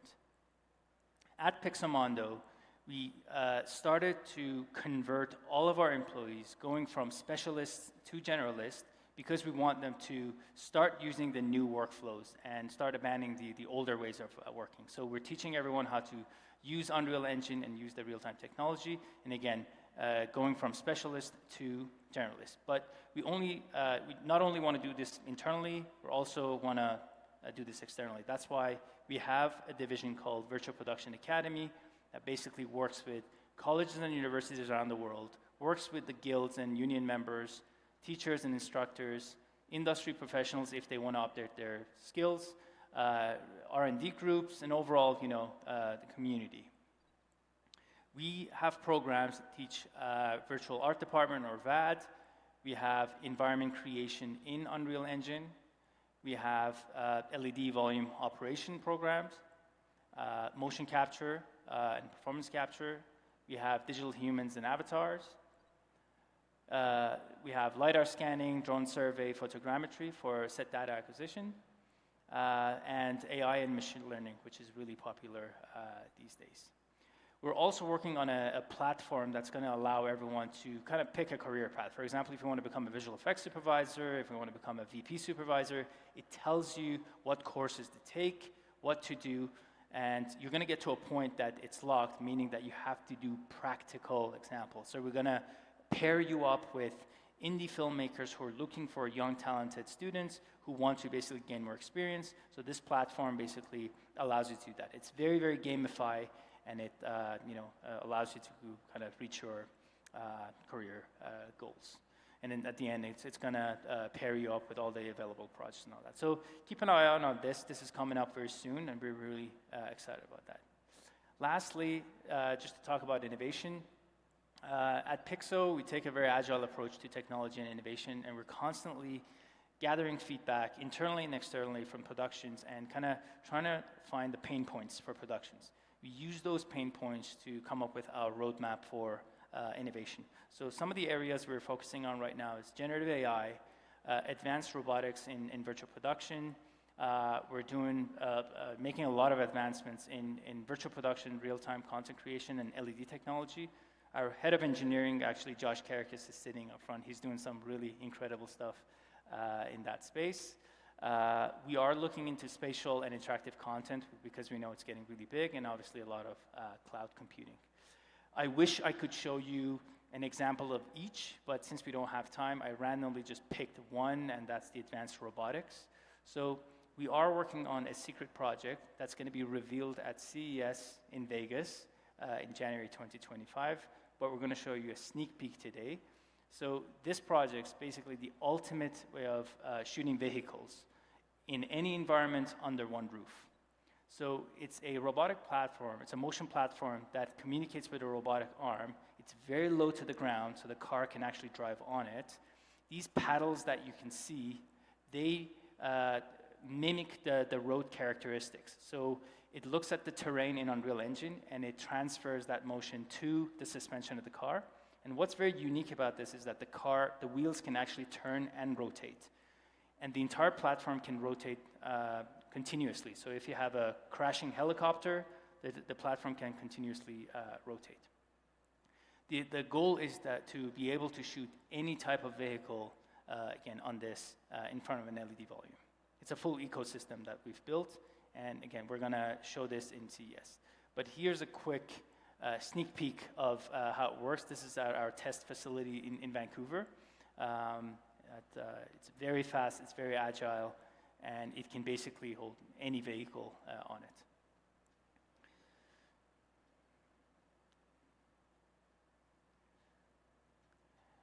And we actually had Johnny there last week to quote-unquote test the system, which I will show his footage in a second. This ecosystem comes with an actual library, environment library, that you can basically go and be like, you know what, I want to shoot my car in a snowy environment. You go and pick your point A, point B, how fast you want to go, what's the traffic, what's the weather, and it's going to generate that footage for you, which then ends up on the actual volume. And here's Johnny testing the system.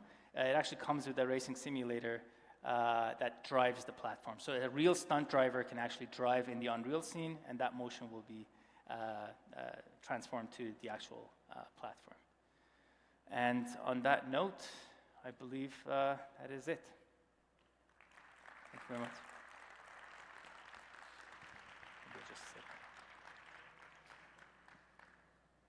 Thanks, Mir. I think we have time for some Q&A. If anyone would like to ask us any questions, right? For example, that doesn't look like work. It looks like a lot of fun, which it is. Anyone? Do we have a microphone? Yeah, there we go. All right. Hello, I'm Yusuf. I'm a student in Al-Imam University, all right? And I got a question, which is, How long does it take for y'all to finish all that? And is it as hard, as complicated as we think, as an audience or not? Honestly, I forgot the third question, so yeah. How long, which process takes? Is it, which portion of this work? From the start to the finish. Start to finish? Yeah. It could be 3 months, it could be 6 months. Really depends on the production and the complexity of the work, basically.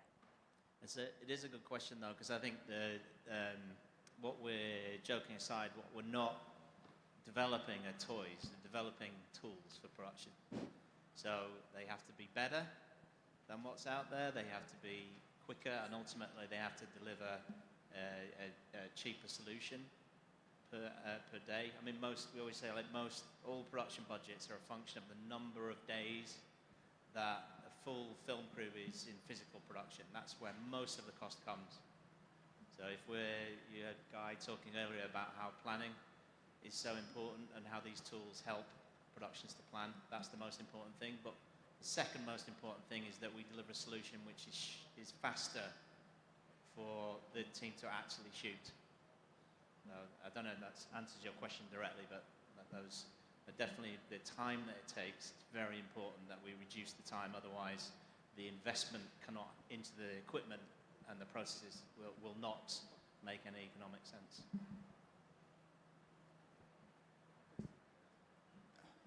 Hello, I'm here. So my question, I have actually two questions. What would be the biggest achievement for you guys in the field of virtual production or let's say the VFX? And the second one is, where can we find the academy, or is it scheduled to happen like to happen like as on a yearly base, or how is the system goes? I'll take the second question, and then maybe you can have some time to think about your favorite VFX moment. Yes. The Virtual Production Academy has been running in Canada for a year. A year and a half. So we started out with a pilot scheme with one of the colleges in Ontario. The plan is to roll that out, and we can't say too much, but it will definitely be coming to Saudi in the next 12 months. So just if you can track us down, you can get our details from the Saudi Film Commission. Track us down, and we can tell you a lot more. Yeah. Regarding the first question, I think, you asked for the most rewarding moment. I have to say it was probably the very first volume that we built, and the credit goes to Josh. Can you raise your hand so they see? Our head of engineering, who designed and really helped build the first volume, which, again, there were a lot of question marks, and we were pretty scared, to be honest with you. It was our first time doing it, but it was a huge success, and it's still going strong. So I would say that was the most rewarding moment for me. I think I'll just add to that. I think obviously very proud of that moment, because we didn't know that it was going to work as well as it did, and I think that's the really satisfying thing about that. Really, for me, as Moo said earlier, it's nearly 5 years since that LED volume was built, and it's been in constant production ever since. And that's still I would still claim that as a major achievement in virtual production, because many of the facilities that have been created have been not proved to be successful enough to be adopted more widely, and I think that's why we're so proud of that one in particular. Hi, my name is Ariam. My question is there acting in the this kind of academy or something like that? We'll be teaching motion capture and how to basically capture performances. So as far as acting, I would say that's the closest we're going to get in the academy. Thank you. No problem. Okay. Assalamu alaikum. Good evening, everyone. First, I will take the chance to thank Film Commission for this amazing convex and these topics that we take. Thank you, Johnny and Mahmoud, for what you just let us know about. But my question is, you make a great to show us the difference between the traditional production and the virtual.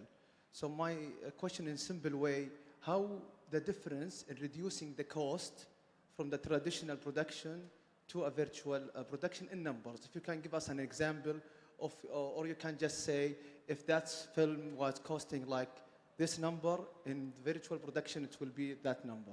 And thank you. Yeah, that's a great question. We've done a lot of analysis on this, and unfortunately there is no hard and fast approximation that we can give you. It really depends on what's being shot, what kind of scene it is that's being shot. So I don't think I can answer the question directly, but what I would say is what our clients are often looking for is not necessarily cost reduction, although in today's economic climate, post-strike, with the economics of streaming becoming a bit more under scrutiny, there is more pressure on cost than there was. But what our clients are always looking for is certainty in execution. A budget is fixed. It's more fixed than it was before. So what our clients want, there's more traction to them in being better planned. If you're better planned, if you're working inside a soundstage and not outside, like you are sometimes if you're using an LED volume, it means you've got very, very defined variables which are ultimately what drives cost, and you know that you're going to get the shot that you want, and you're going to be able to see it a lot faster than if you're waiting several months for post-production to happen after the shoot's happened.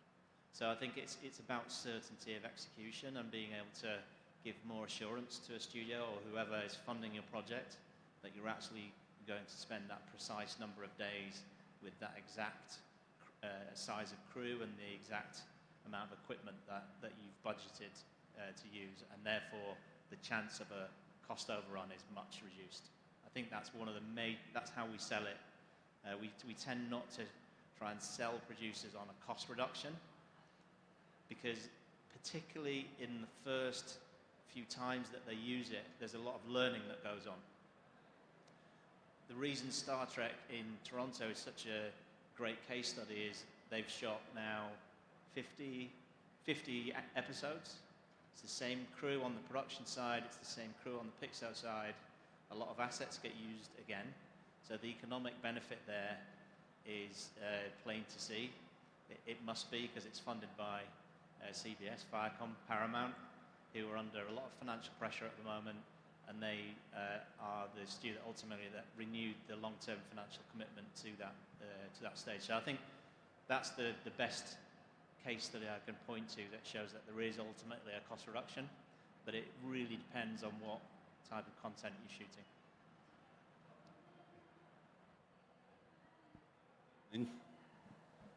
Good evening, I think everyone can hear.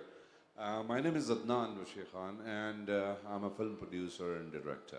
You know, in the old style with the where you have the facilities for VFX, you do it on the green and all. There's a special green team that helps you define and mark everything, how you work with the director and everything. Most of the directors, they work with one kind of team, like I want my DP, I want my gaffer. So do you guys do a workshop between the director and the facilities and also defining the limit to what extent can you go and do things in a better manner? Yeah, that's a big part of what we do. Sorry, I'm being attacked by a fly. I'm also being waved at, by the way, so we can continue this conversation afterwards. But I think we've done an awful lot of that, as you can imagine. Every crew that we work with that hasn't leaned into these techniques before starts learning in the first time they use it. And so it's incumbent on our crew to find ways to communicate in advance what's possible and then help execute it. I would say I don't think we've ever worked with a team that's tried this and then gone back to how they used to do it. So it is very difficult to learn. There is some resistance. there's some suspicion that the lighting will work, for example, as Moo was pointing out earlier. But after one shoot, normally those concerns start to evaporate, and they then start to see the benefits of how you can use the tools early to take away a lot of the jeopardy that production crews are used to dealing with in execution. That's the key. Another thing that relates to the same question, like, do you guys offer some kind of workshops to educate the directors, especially that what extent they can go and what are the things they should not think about doing it, you know, on the VFX or on the chroma key and stuff, and then directly jump and design the whole production accordingly? Absolutely. That's a big part of what we've been doing in North America. We've worked with Directors Guild. Last week we were doing a specialist art department workshop with Epic in Los Angeles. We've done tens of those types of things, and so absolutely, it's part of what we do. You guys plan to do something here in Saudi Arabia of that sort, of that kind of workshop and stuff? Yes, we do. That's part of the plan for next year. Yeah. Thank you very much. Thank you. Thank you. I think we're out of time. I think that's it from us. Yeah. Thank you very much for having us. Thank you.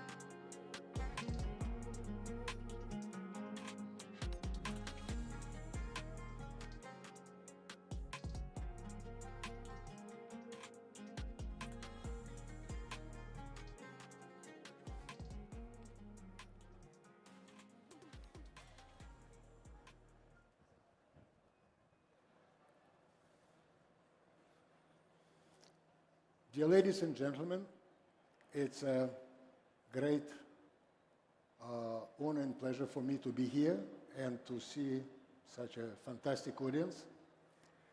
And today there will be a mixture of topics which is quite intact with everything discussed so far at the presentation of presentations of other people, and at the same time may be quite useful for practicing cinematographers and maybe directors and producers and whoever else.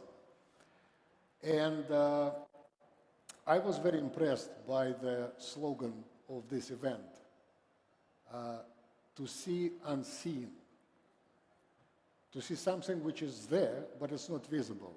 So that means it's just a matter of understanding. And I think it's an incredible idea, it's a credible slogan, and because this event happening on a perfect time. The changes happening in the industry cannot be compared with anything in entire history of filmmaking on this planet. So the feeling of wind of changes which is blowing now is massive. We're talking about technologies like virtual production, which is a new thing, but it already has a certain history. But there is already other technologies which is pushing it further, I would say. And today we're talking about the new horizons, new perspectives. And the key topic of my presentation here today is smaller in consumer's mind than virtual production, because virtual production looks like a whole world. I will speak about lighting mainly. And from another hand, I have to say that, and we will speak again about the green aspect, because it's also part of our today's standard reality, because we have to produce safely, because many of the production technologies require a tremendous volume of power, and we will see what we can offer to make this production really green, to save the planet and stuff like this. This is me. I'm cinematographer. I'm a co-chairman of IMAGO, which is International Federation of Cinematographers Technical Committee, where we have a fantastic team taking care about discussions and developments of new vision, new technologies, communication with manufacturers, and things like that. And I have two co-chairs. One of those is David Stamp from United States, from Hollywood, and amazing French cinematographer, Philippe Rose, who was one of the team of Oceans, which is groundbreaking documentary project with a $50 million budget, which actually played a significant role in development of new technologies and vision in cinematography. The light. And it's actually fitting this slogan, to see unseen, because the light seems to be very simple. And every time when the managers on big TV station or, let's say, thinking about improvement of image quality, they first of all thinking about cameras, lenses, and resolution, I would say. And very often they're becoming very disappointed by the results of a massive investment made in the new cameras and new lenses. Because basically the cameras and lenses is not creating an image. It's just capturing, transponding the physical reality established in front of the lens on the set. So if you don't have any light, it's a black space, and it doesn't matter what camera you have and what lens you have. On the screen, you will have a black image. So actually, in a visual storytelling, which is this profession and this event all about. Lighting is one of the key elements because that's how you're creating intonation, attraction, and beauty of the visual storytelling. Basically, we can adjust a couple of meanings for the better understanding. This profession, at least that's what I inherited from my father, cinematographer. I'm a third generation in the family, and he was, when I was a kid, I was asking what it's all about. He said, it's very simple. We're making two-dimensional images of three-dimensional world. And it's true. We're missing one dimension, technologically. But we have to reestablish it by making three-dimensional look of the objects. And that's where creativity actually gets started.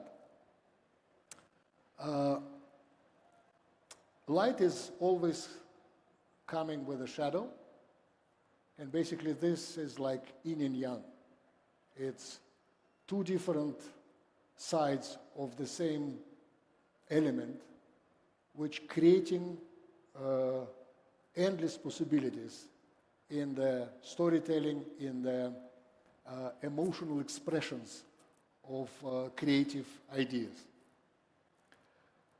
If you're looking at the landscape, we see it because we see the reflection of the light from the surface. And when we see the shadows, and when we see the shadows, and we can say that the landscape is soft because of the quality of the shadows. It has very gentle transition from dark to bright areas. And basically, when we're talking about the face of a person, it's the same thing. We can see the three-dimensionality of the face, same way as we can see it on the landscape. And the landscape, when it's shot in a midday, it's looked like a geographical map. It's totally flat. So you need a coexistence of the light and shadows to create this three-dimensionality in two-dimensional images. And it doesn't matter what we're doing, TV series, feature films, photo, it's still two-dimensional images of three-dimensional world. Their creativity is all about control. We have to control, in terms of light, intensity, color properties, of course, spread, means how wide it goes, position of the light, which actually telling us the direction of, bringing us the direction of the angle of shadows, and the character. The spotted light, which creating hard shadows, or soft light, which makes the shadows softer and gentler. And by controlling these properties, we're obtaining the control of attention, mood, look, style, and general visual message.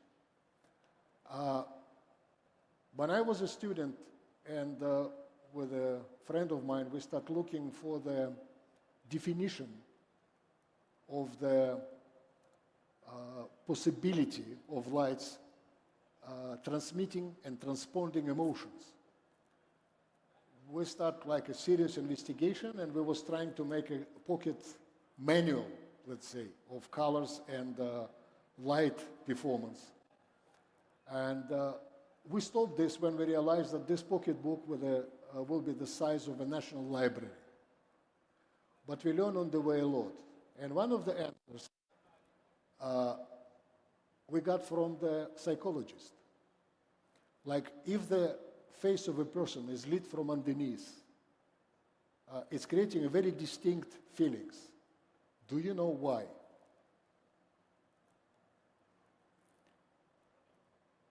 So, the shadows. Sorry? No, actually not. It's exactly opposite. The guess was like it's unfamiliar for us. And psychologists told us, I thought that all cinematographers should know this by heart. The psychological perception of the physical world of human beings are not changed from the time when humans was practically animals. What was the most dangerous part of 24-hour cycle for the human beings of those days? Night. Why? Sorry? Yes, people cannot see at night. Predators does. Predators hunting mainly at night because they can spend much less of the energy and they feel themselves like in a five-star restaurant, you know, just coming and choosing because the food, which is unfortunately people, they didn't see the danger. From those days, it's recorded in our DNA. When what was the only solution, protective solution for people of those days against predators? Fire. Yeah, that was the only solution. Predators are afraid of the fire. Predators cannot start the fire. People was able to do it. And can you imagine in those days fire above your head? It's always on the ground. It's a fire. So in those days at night, people was able to see faces of other people sitting around the same fire, frightened to death, and listening to the sounds of something crawling and roaring behind their back. And from time to time, still somebody was disappearing, and they was finding the bones. Again, it's recorded in our DNA. That's the reason why transporting emotions with the light is not just a poetical expression. It's a physical reality. And yes, we have to learn it, we have to understand how it works to make it accurate and to help us to establish the intonation and the mood of the story.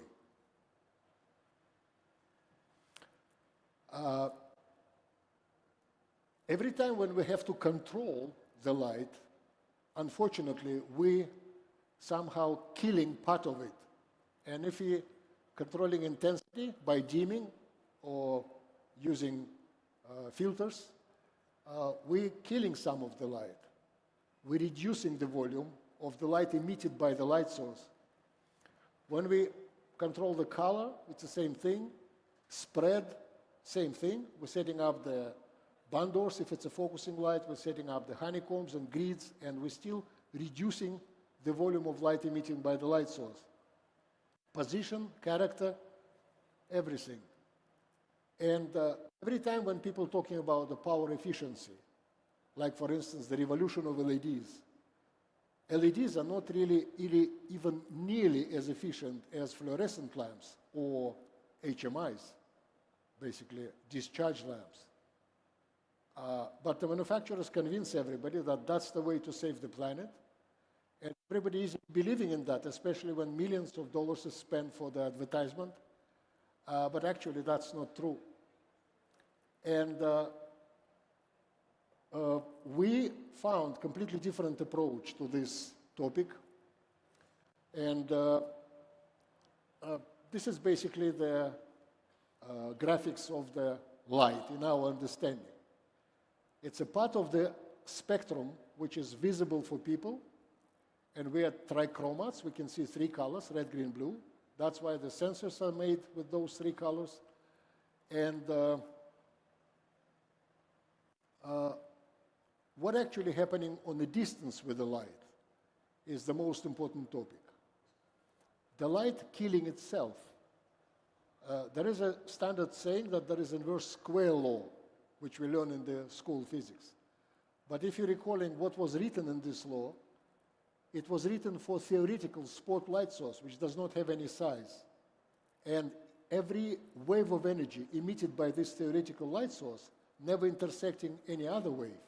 It's just traveling in the space. But in reality, when we're talking about focusing lights, for instance, or the panels, this is not spotlight source. And then every spot on the surface of this soft panel, let's say, or surface of the lens in the focusing light, it's becoming a light source on its own. and there is a lot of intersections. And when waves of energy intersecting each other, they canceling each other. It's called, this process called destructive interference. And here is the graphics which explains it.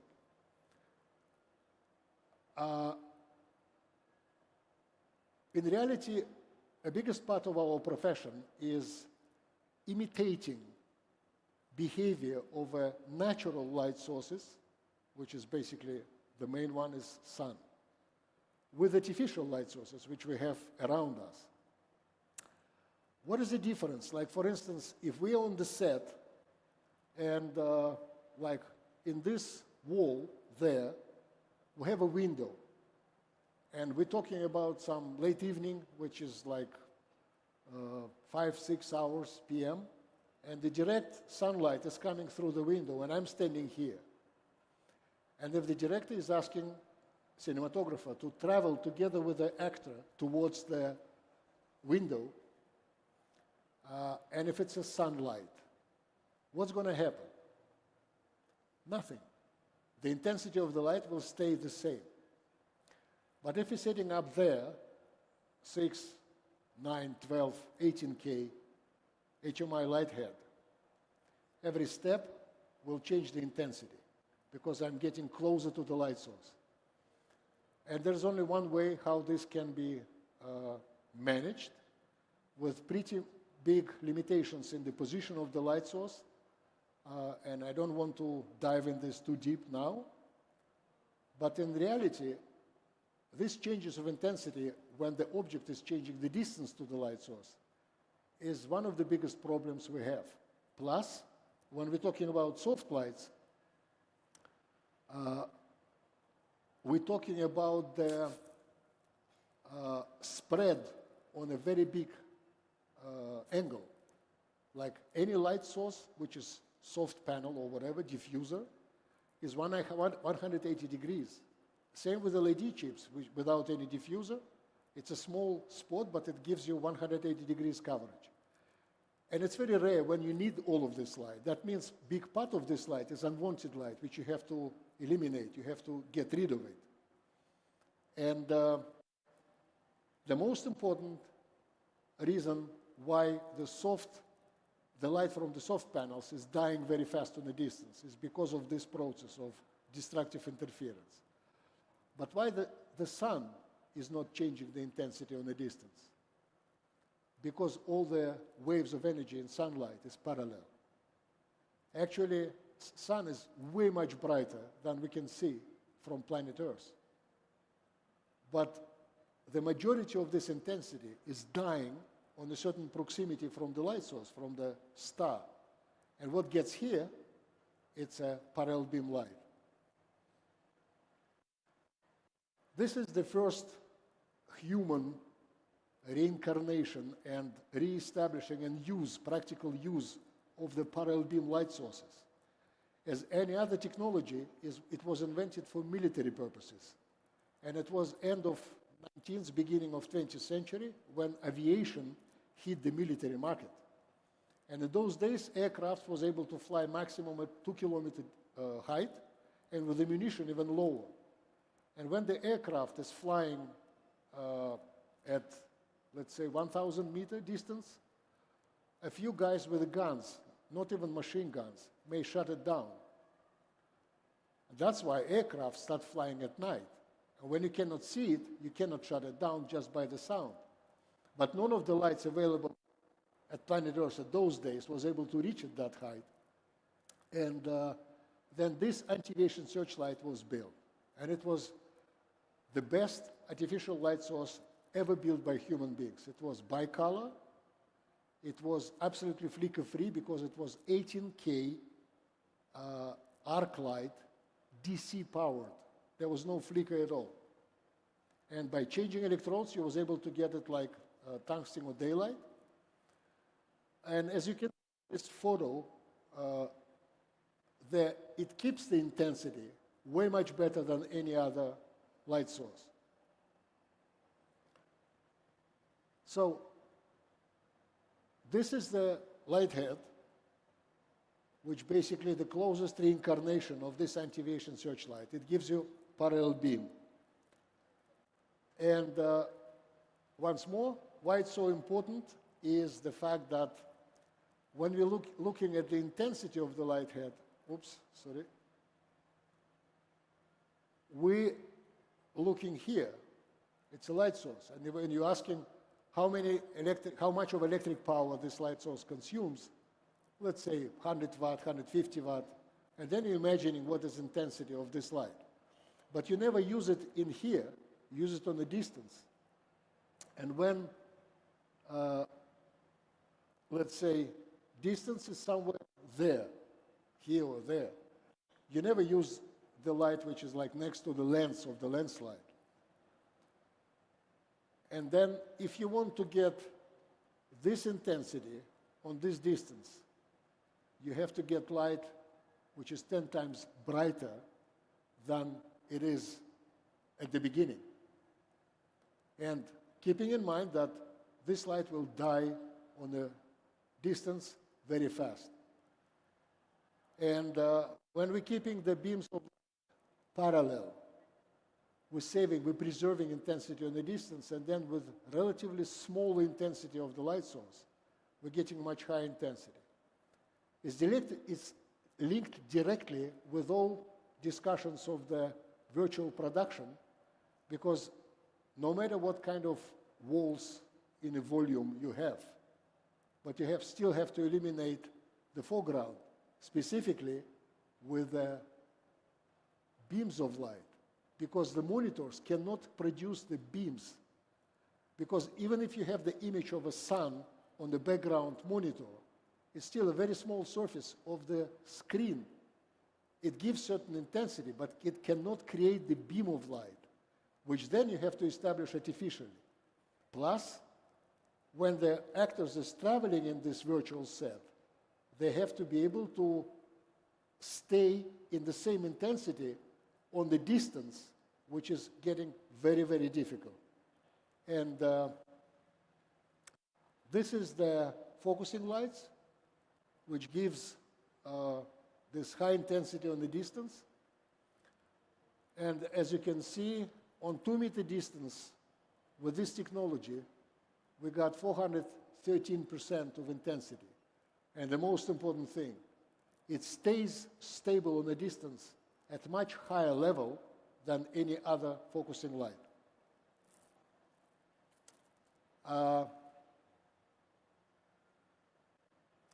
We have different light heads, LEDs, HMIs, and this is dedicated light head, which is 1200 watt HMI, 1200, but it gives more light than from 6, 9, 12, up to 18K on the same distance, which is absolutely incredible, because it basically shows what it can give you. And we have the video of those lights used in the probably biggest virtual set in the world. It's in Beijing, in China. It's a studio with a massive volume, floor and the ceiling, all monitors. And all the lights available at Planet Earth was carefully tested, and then this light was chosen. Another important thing, that when you keep your light very well organized, you're not creating a stray light. You're not wasting time on cutting unwanted presence, like reflections, shadows, multiple shadows, and you're automatically increasing the contrast on the set, which is getting very, very important, because the quality of lenses, in many cases, defined by the level of contrast. Because if you want to make it softer look, you can do it with lighting. But if you don't have the contrast from the beginning, it's very difficult, almost impossible, to increase the contrast later on.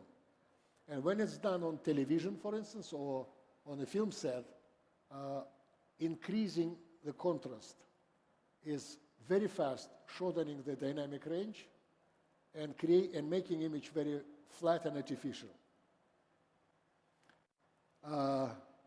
So that's the way reflectors look like.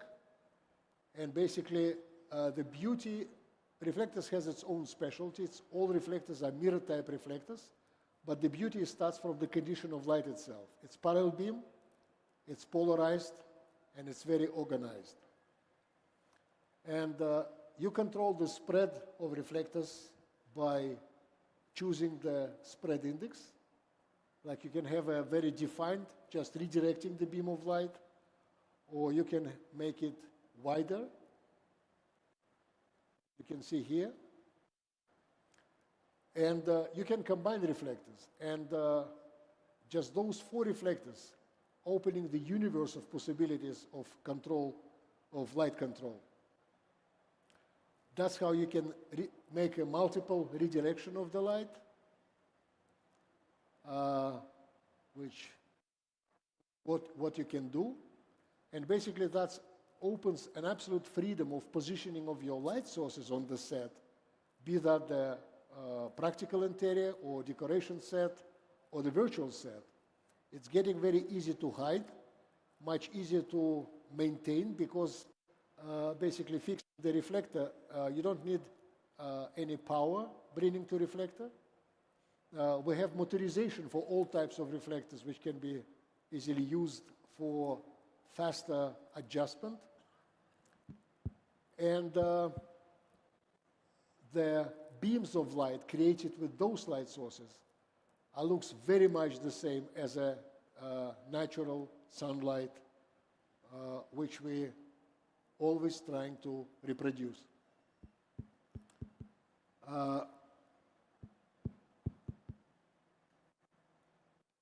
As any other technology, we have to learn the topic, we can dive deep, and then we're finding the way how it can be used for creativity successfully. This is one of the explanations how the reflectors helping to avoid this drop down of intensity on the distance by creation so-called virtual light source, when the light is entering the interior being redirected several times. And for instance, if this is a building and the light has to get in these windows, the light head actually is always standing on the floor, on the ground, and then the beam of light reaches the reflector entering the interior. And if the initial distance between the light head and the reflector is 6.5 meters, it's creating so-called virtual light source. And then virtual light source is like a reverse continuation of the edges of the beam, and then from 6 meters it's turning into 20. And then it behaves like if it is positioned 20 meters away. But the intensity is much higher than the actual light head positioned on that distance. This is another system based on the same technology, and soon one of the first studios of a new generation will be presented in Saudi Arabia, and this is the special light head for illumination of the flat backgrounds or the chroma key backgrounds. This is Dedo Weigert, who is the beating heart, character and charisma standing behind those developments. He is twice awarded by Oscar for the developments of the equipment and lights for cinematography. And this is me, who actual designer of this system. And the chroma key is one of the easiest and cheapest way of producing visual content. There is always a problem with the illumination of the background. And the tradition starts with the fact that, first, a background has to be lit as even as it's theoretically possible. Yes, you can solve this problem of unevenness of the background illumination with the software here. But if you're using the power of software for cleaning up the imperfections of the lighting of the background, you're damaging the foreground. And then no matter what you're doing further on, it will always look like a cheap and pretty bad chroma key result. So when the standard, more or less, is when you're getting the half, oops, sorry, you're getting the half of the background height as a distance from the top edge of the background to the light head. Usually it should be soft light head. And then tilting it 45 degrees and trying to get it even on this whole surface. And it cannot be even. Usually it's almost always high intensity on the top and low intensity on the bottom.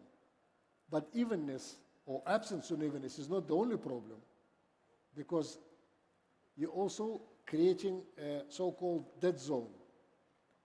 First, your actor cannot stay there, or your foreground element, because it will be illuminated by the light which actually addressed for the background, not for the foreground object. Second, you're getting a massive spill from the background on the foreground, because angle of fall is angle of reflection, and you get a lot of the unwanted color-tuned light on the object. And this system is asymmetric. It consists of one light source, two linear reflectors, and one diffuser. And in total, it provides 9 axes of adjustment, and making this possible. We have a light source, we have diffuser, 2 reflectors. And that's how it's spreading the light on the background. And then that's how the adjustments are made. And then we have the light head on 1/10 of a distance above the edge of background, ideally, and 1/7 of the height away from the background. So basically the dead zone can be limited here. It does not create any spill light. It gives you very even light, which allows you the perfect keying. And that's a sample obtained on, let's say, very small space, like between 5 and 6 square meters, when the distance to background was very short. And that's how you're keying it. And as you can see, every hair is clearly keyed out. The distance is very short, and we have a lot of materials which you can see. I will tell you a bit later where and how. And that's a new generation. We're at the prototyping stage now, which is a chroma key background, which is actually initiated by UV light. So it can be much darker for exposure level of the camera. It's keying much cleaner, and that was a test when I was keeping the glass in front of the chroma key background, and it was perfectly keyed out, as you can see here. So, which is extremely difficult. We also have a test with the smoke. It's also keyed out. And I was using all the green colors which I found at the moment of making tests. It all stays, but the background goes away. Basically, that's a fast rush through the topic. And I have to say that we're very proud to announce officially our exclusive distributor in Saudi Arabia, a company called Comra, which I'm absolutely admiring, even starting from the name and the idea of Comra, which is basically a camera obscura, which is a predecessor of any technology of image capturing. And it's a mechanical lens which creating turned upside down image on the surface. And that's really bringing us to the roots. And that's the place where you can always find the latest news about our technologies. And I have to say that I was extremely impressed by the presentations made by other presenters today about virtual reality, because I catch myself on the thought that it's creating a tremendous positive impact on our profession. Because with the digital technology, the magic of cinematography was kind of diluted. The imagination of people was switched off. I mean, professional people on the set. Because in analog times, cinematographer was the only person on the set who was really a magician, and the only person who was knowing what will be on the screen after the set. Today, nobody cares. And people became monitors addicted. Instead of thinking and switching imagination, people rushing to the monitor, and all adjustment, they are not even looking at the set, they're looking at the monitor. Okay, could you please remove this? Could you please make this one slightly darker? And if the cleaning lady on the set will pass by and said, you know what, I didn't like this image. The director, without even turning the head, said, don't worry, we'll fix it in the post. So maybe it's even possible, which is not really the case, but limitation of imagination of the creative people on the set, practical limitation, are not making anybody a winner. Because this process of investing your passion, heart, soul, emotions, is the most important one. And when your imagination is replaced by the careful attention to the monitor, it's damaging the value of the result of the visual storytelling.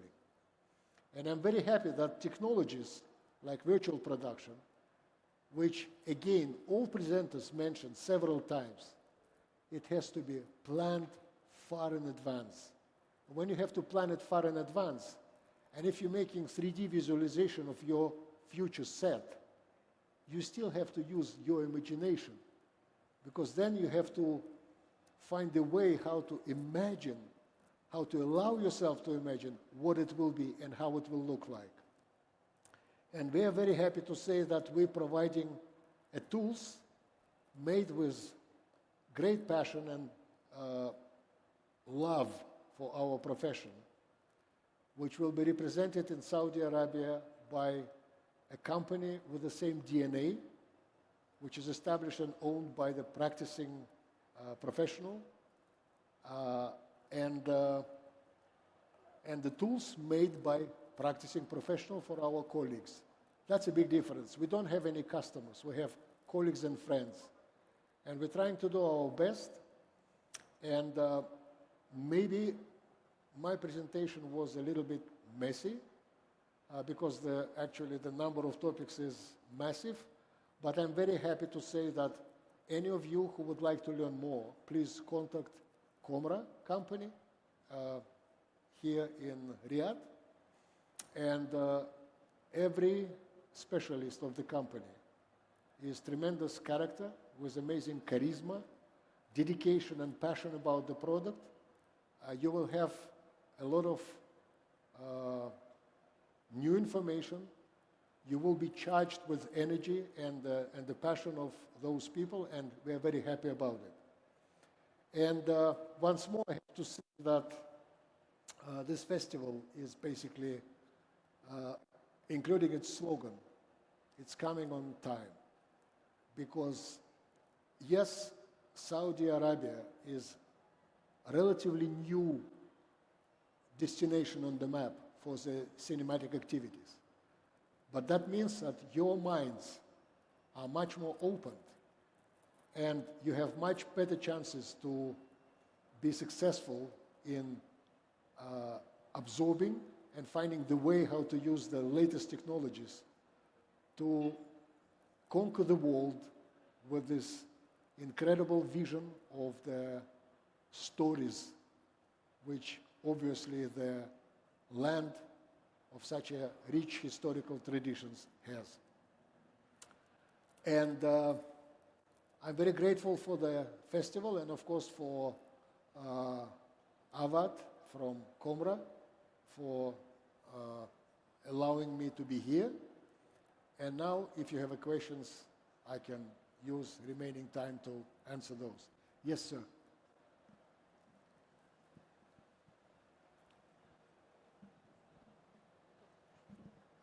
Thank you for time. So there is always the long discussion of what makes a footage or a shot cinematic. Is it the camera, the lens, the production design? I would love to hear your thoughts of, and point of view of the light. Yes, it's a very good question, and of course, the cameras is a very basically simple tool. It has a sensor, which has a sensors, which getting visible light and creating analog signal, which is electric signal, amplified by capacitors on the sensor. And camera don't have any pixels. It's called sensors. Pixel is the term from the monitors. And there is a huge difference between pixel and sensor because pixel are all three colors, red, green, and blue, is located in the same physical space. When sensor, not. All cameras are colorblind, and the color is the result of analog digital conversion. So, but there is no single point which has red, green, and blue. And that's why on the monitors, for instance, pixel to pixel view is nonsense. And that explains why pixel count has nothing to do with image quality. And image quality is not calculated in the volume of pixels. It's calculating in the bit rate per channel. And your image in 10-bit is slower than image in 12-bit or 14-bit. Pixels? No, not really, not at all. So camera is capturing the image. Lens, it's a very important instrument because it creates you the possibility to avoid a big part of this absence of the third dimension. It's creating a difference of the space reproduction on the screen. And yes, it can create a lot of, a big part of the cinematic look. Because, for instance, if you would like to wash away more of the background, you can open the iris or you can choose the longer lens. But again, for that, you may need more or less light. And I would say that, yes, it is a very good question, and there is a very simple answer.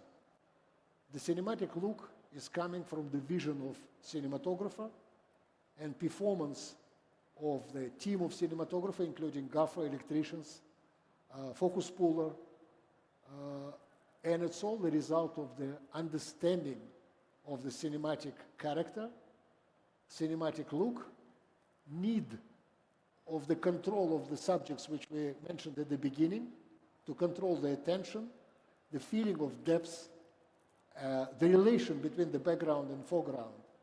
And yes, light is a big part of it, but it's just a part. And the balance between those elements and values, like lighting, lens performance, camera movement, and it's all starting from the vision, from the head. And then, of course, when you, like a monitor-addicted creative person, your ability to make the cinematic look will be kind of also limited, probably. But yeah, that's the way I think it looks like. But thank you for the question. Yes, sir. Provide the mic.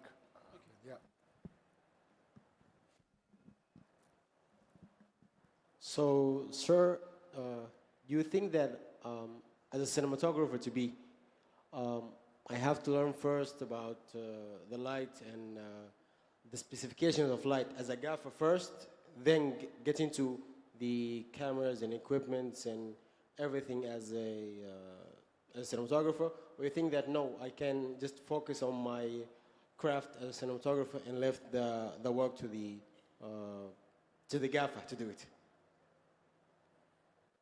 Wow, that's a very good and quite unusual question.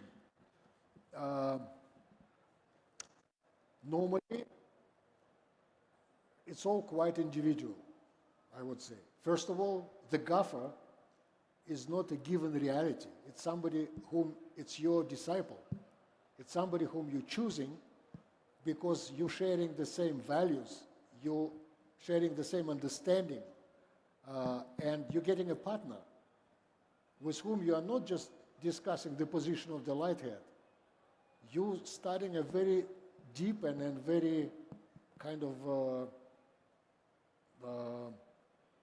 valuable definition of what and how you're going to do. And there is a lot of different topics which is part of this process because, I mean, you're shooting at this particular moment, you shoot this particular shot. But this shot is a part of the scene. This scene is part of the certain line in the visual story. And you have to provide the balance.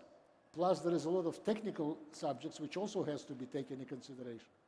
And the beauty of the, let's say, feature film cinematography is the fact that it's a teamwork.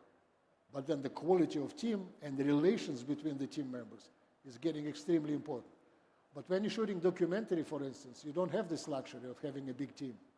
And then you have to do it all alone. You have much less of the time, much less of the hands. You have only two. And you have to manage the camera, sound, lighting, all alone. And that's why, besides anything else, Dedo's concept from the very beginning, from the early days, that's how he started the company. The light has to be compact. It has to be easily manageable by a single person. But it has to give you enough light and the big variety of choices how to use it. That's why please don't be mistaken by the small size of the light head. That was a big goal, how to reach it. Yeah, but this is a point. And again, it's all start, if you have a gaffer, the gaffer is not, it's the same situation like in an orchestra. Yes, people playing different instruments, but in the end, they're creating a united harmony of a right sound, of a right tune, of the right melody, on the right music. Thank you. Any other questions? Yes. I have a question about the lighting and the scenario or the personalities that in the script itself. Do you see sometimes the light is destructive with the scenario itself? Sometimes, for example, I mean, if there is a bad character and your lighting show him as a good person, or you get my point, or yes, sure. Yes. Yeah. That's a very good one, and I have to say that the light is intonation of your storytelling. You can enhance it. Like when I'm saying something, I can try to whisper, or I can say it very loud. That's what the light gives you a chance to achieve. How far you should push it, it's a matter of your taste. It's a matter of the discussion and the balance found between director and cinematographer.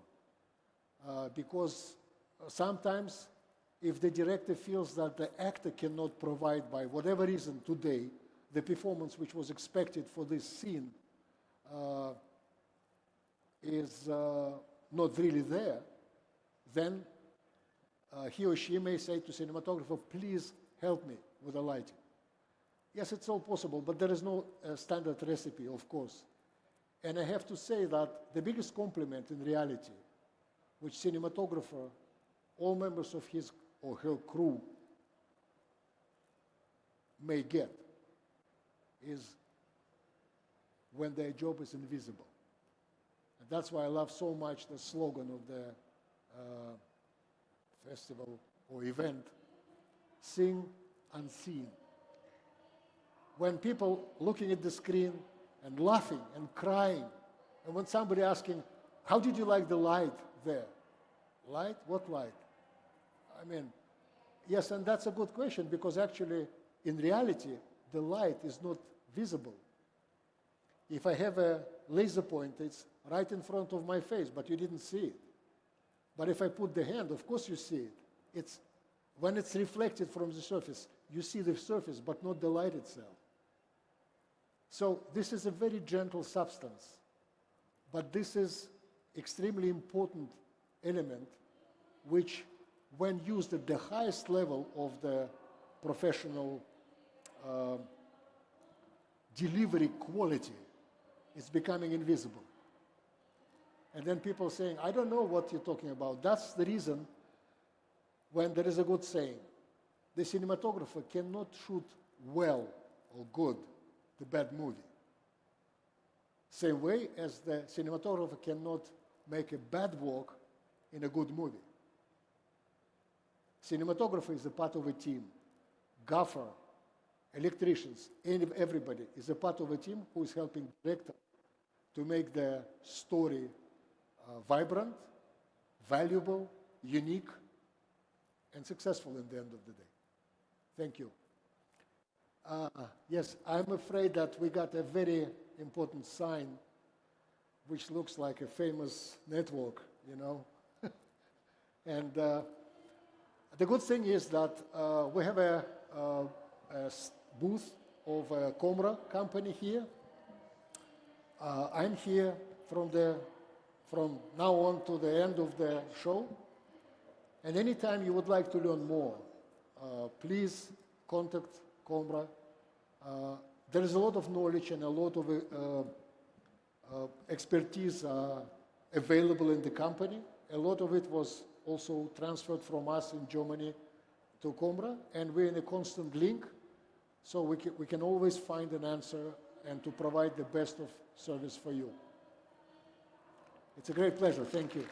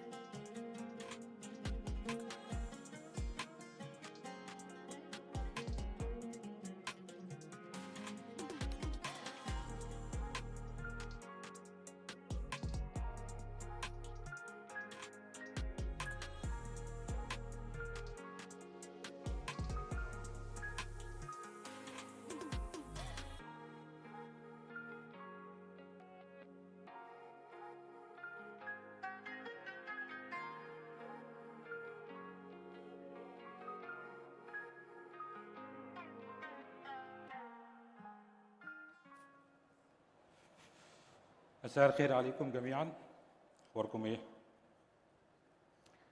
انا معاكم احمد عبد الوهاب، مدير قسم السينما من شركه ادفانسد ميديا، واللي طبعا معروفه جدا في السعوديه، وبقالنا اكتر من 5 سنين هنا، وبقالنا اكتر من 25 سنه في دبي.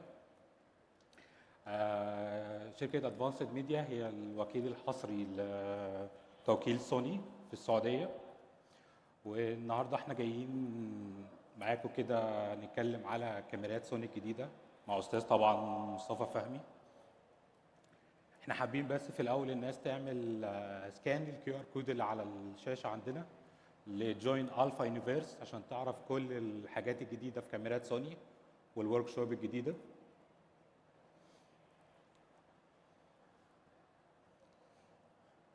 وبرضو حابب ان احنا نشير معاكم البيج بتاعت ادفانسد ميديا على الانستجرام بحيث تتابعوا الاخبار الجديده، المنتجات الجديده من شركه سوني. طيب النهارده طبعا مصطفى فهمي غني عن التعريف، من اكبر مديرين التصوير في مصر، وطبعا ليه عده اعمال كبيره في مصر زي فيلم سمير وشهير وبهير، وسوتس بالعربي، والهرشة السبعة، والزئبق، وبرضو هو الثاني التا امباسادور لسوني. فاتفضل مصطفى. مساء الخير، ايه الاخبار؟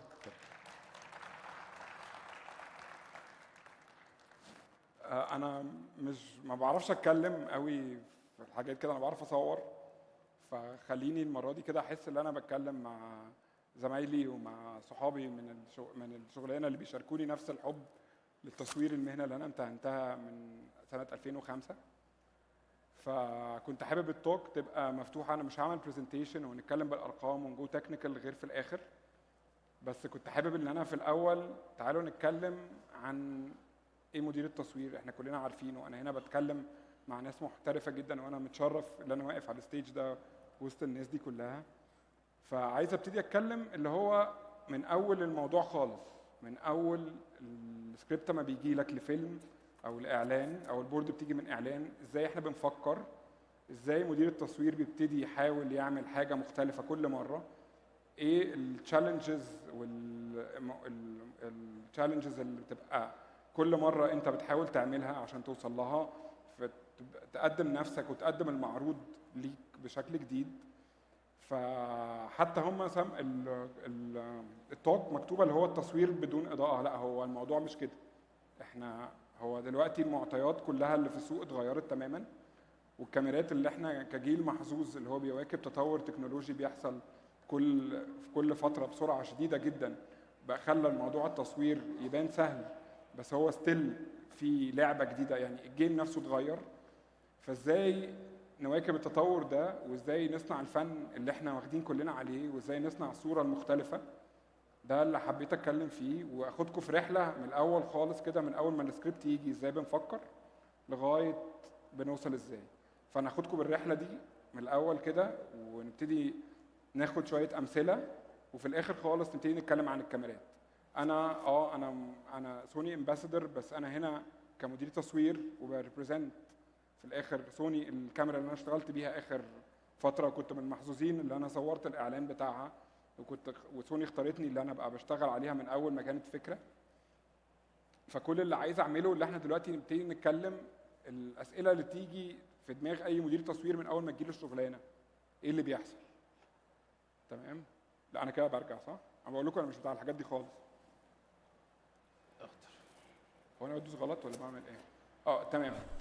ده الاعلان بتاع سوني، ممكن فده الاعلان بتاع بورانو، فلو تحبوا نتفرج عليه في الاول ومن ساعتها نبتدي نشوف الموضوع عامل ازاي. فكان وي ديم ذا لايتس بليز.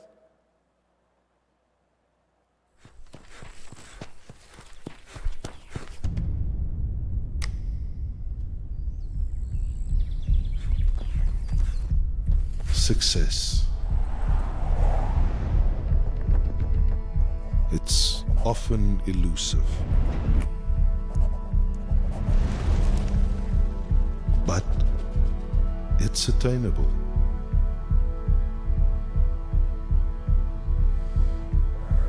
just have to start.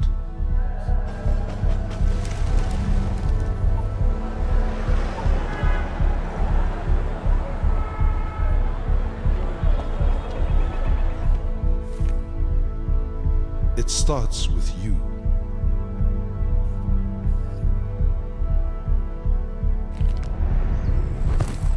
Success comes from you, not at you.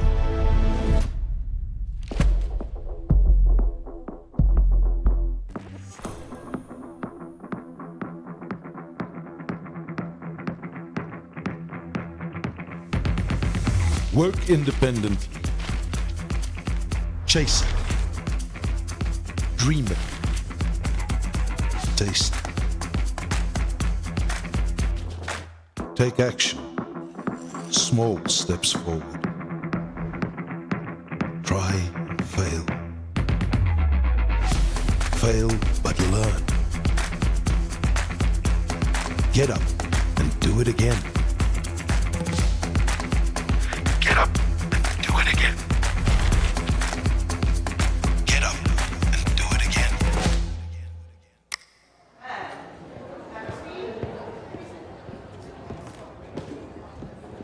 Until you join others with skills of their own.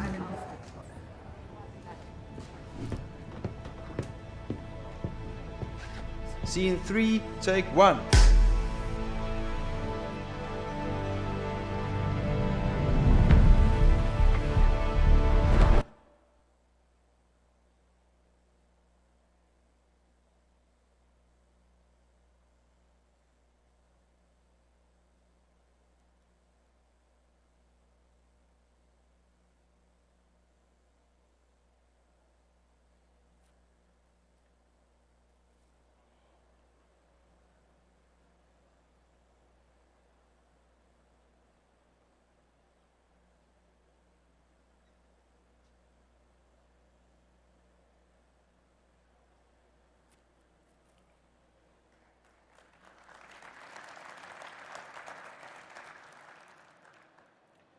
طيب مصطفى، احنا كل مدير تصوير بيبقى ليه رؤية في الفيلم وكده. كنا حابين نعرف منك ايه فلسفتك في التصوير؟ هي الموضوع ابسط من كلمه فلسفه خالص. هو انا دايما بحب اقول عن شغلتنا اللي هي ستيل لعبه جميله جدا، واحنا محظوظين اللي احنا بنشتغل في شغلنا اللي بنحلم بيه بنعرف نطلعه. يعني كلمه نحلم دي كبيره، بس فكره اللي احنا بنتخيله وبنعرف نحطه على صوره وتعيش معانا للاخر. فهو انا دايما بقول اللي هي اقل من كلمه فلسفه، بس هي فكره اللي انت بتشوف الموضوع ازاي من اول ما بيجي لك. يعني انت كل مشروع بمعطياته، بالسكريبت بتاعه، بالبورد بتاعت الاعلان، لو اعلان البورد بتاعه، لو فيلم انت شايف حاسه ازاي، دي ليها فلسفه. الفلسفه دي ازاي انت عايز تخلي المشاهد يروح في العالم ده عن طريق الكاميرا وعن طريق الاضاءه بتاعتك. فكان في جمله عظيمه جدا قالها روجر ديكنز، اما قالوا له عرف مدير التصوير، قال مدير التصوير هو الدكتور النفسي للفيلم. انا عن طريق اي فريم انا هعرف ارسم بالتصوير بالاضاءه بتاعتي وبحركه الكاميرا، اعرف اخلي المشاهد حتى لو الصوت مش موجود ازاي يروح في المود اللي انا عايزه متفق عليه. وزي ما احنا عارفين احنا شغلتنا دي عامله زي فرقه الكوره، يعني كلها ناس بتلعب مع بعض في كل الاقسام. ما ينفعش تبقى انت شايف حاجه والمخرج شايف حاجه والمنتج شايف حاجه وفي الاخر تقول ده يبقى فيها هارموني، هي هتبقى اوركسترا كده بايظه خالص. فانت ازاي عشان تعمل الفلسفه دي او ازاي تطلع الصوره دي لازم تبقى كلنا متفقين على نوتة اللي هو السكريبت، ازاي هنعمل حاجه اللي هو الناس تتفرج عليها وهي مبسوطه. فده طبعا بالنسبه لي بيبقى دايما ده التشالنج في الاول. اول ما بيجي لك البورد، اول ما بيجي لك الفيلم، اول ما بيجي لك السكريبت، ازاي تقرا، هي دي اهم نقطه. انت ابتديت تقرا الفيلم، ما تبديش تقول انا هصور ازاي، لا انا دايما بقول اقرا، حاول تشوف الفيلم في خيالك، حاول ترسم بالمعطيات اللي موجوده فيك. احنا دلوقتي طبعا محظوظين جدا ان احنا الانتاج في الوطن العربي ابتدى يبقى سقفه اعلى، ابتدت احلامنا تتحقق اكتر. زمان الاجيال اللي قبلينا، الاجيال العظيمه، اشتغلوا بامكانيات اقل من اللي عندنا بكتير وعملوا الصوره اللي هي عاشت السنين دي كلها. انا بالنسبه لي دلوقتي خلاص بعرف احلم ازاي الموضوع يتعمل، ببص على المعطيات الموجوده انتاجيه واخراجيه وفنيه ازاي نحققها. ده سؤال انت بتساله لنفسك كاي مدير تصوير او اي كصانع محتوى يعني عايز يعمل حاجه. فالفلسفه هنا دايما بتيجي فكره انت ازاي عايز تشوف الموضوع. فانا اخترت فريم من اعلان غريب جدا، يعني اعلان بالنسبه لي كان سهل خالص، بس انا محتاج في خيالي كده جه اعلان ان انت بتشوف وبتشوف ابنها وابنها وجوزها بيلعبوا مع بعض في مكان. اول شوط انا جالي بالنسبه لي لفكره ايه ده، لما يبقوا قاعدين ويبقى شايفين الخيال هنا. الخيال الشادوز يعني دي اهم حاجه ده عنصر مهم جدا من عناصر الصوره. عشان تشوف العنصر ده ممكن تتحكم بيه ازاي. احنا الاطفال وهم صغيرين بيخافوا من خيالهم. الطفل اول ما يبتدي يشوف خياله بيبقى فيه مشكله. عشان كده مثلا هم بيعملوا زمان ساسم ستريت، عالم سمسم، كان دايما في البايبل بتاعه بيقول ما يبقاش فيه شادوز عشان الاطفال لسه مش واخدين على الشادوز. فالشادوز ده عنصر مهم جدا. اما تيجي تحطه انت في صورتك وتيجي تحطه في فلسفتك في الصوره تبقى عامله ازاي، تيجي توظفه. فكره الوظيفه هنا في اللي انت انا مش عندي خيال وحش عايز اشيله، انا مش عندي خيال، لا تعالى نوظفه، تعالى نخلق حاجه بخيال موجود في خيمه والام شايفاهم عن طريق الخيال. فدي ابسط طرق الفلسفه. انا مش عايز الموضوع يبقى بان معقد ولا الموضوع يبان صعب. هو الموضوع لعبه وتخيل انت بتتخيله ولوحه انت ازاي بترسمها.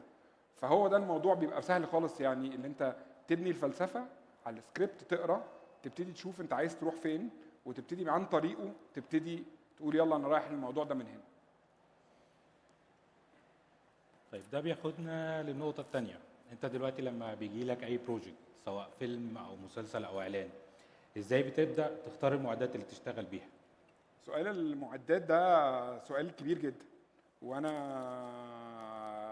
هجاوبه بطريقه مختلفه تماما عن اي حاجه احنا بنسال فيها. انا وغلط مش غلط، هو انا هقول اللي عندي، انا مش جاي اقول سوني. انا اي كاميرا تعرف تصور بيها اي حاجه، واي كاميرا ليها ملهاش كاركتر مخصوص. الكاركتر عندك انت، الشخصيه انت اللي بتفرضها. دلوقتي بقت الكاميرات موجوده انواع كتير جدا وكل كاميرا ليها خصائص. انت ازاي من الاوبشنز اللي فيها ده يساعدك تطلع ده. فانت بتختار دايما اللي هيحقق حلمك ايه من فلسفتك، ده اللي هيخليك تعرف تشتغل كده.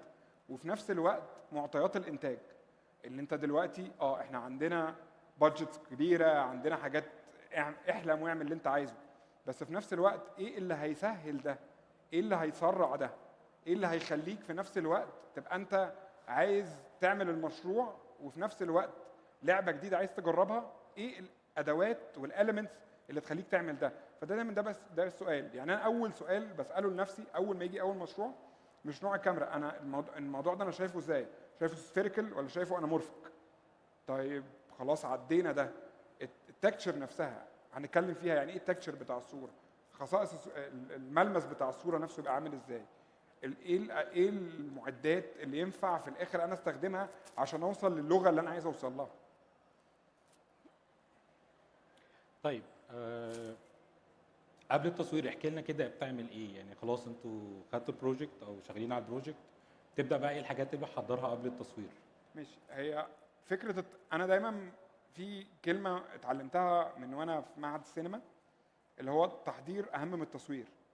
فانت ازاي تحضر كويس جدا ده بيوفر عليك كتير جدا جدا جدا في التصوير. انت لازم تبقى رايح الست كل يوم وانت عارف بتعمل ايه. افندم؟ اتفضلي طبعا.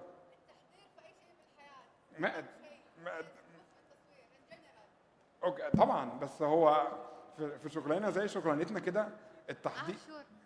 طبعا اعرفكم بنفسي، انا دكتوره امان الادريس، طبيبه اطفال. I'm interested in public speaking, media and film production. You said preparation is the first and the most important step for... Definitely. Yes. In general, it is the best and the only one makes the production professional. Yes. The more you prepare, the more يعني better quality the product will be. Yes. I 100% agree. بس انت ازاي تحضر ده بيبقى دايما انا مقتنع تماما اللي احنا كلنا تيم، وانا هنا متشرف اللي فيه صحابي وزمايلي من منتجين مهمين في مصر اللي انا قاعد معاهم ومخرجين اشتغلت معاهم هنا، انا حضرنا مع بعض وعارف يعني ايه تحضر. فكره ان تحضر ان احنا كلنا نبقى زي ما بيقولوا على ورقه واحده عارفين نازلين نعمل ايه، عشان وقت التصوير وقت مكلف جدا، ومن اول كل ساعه وكل دقيقه ليها ثمن.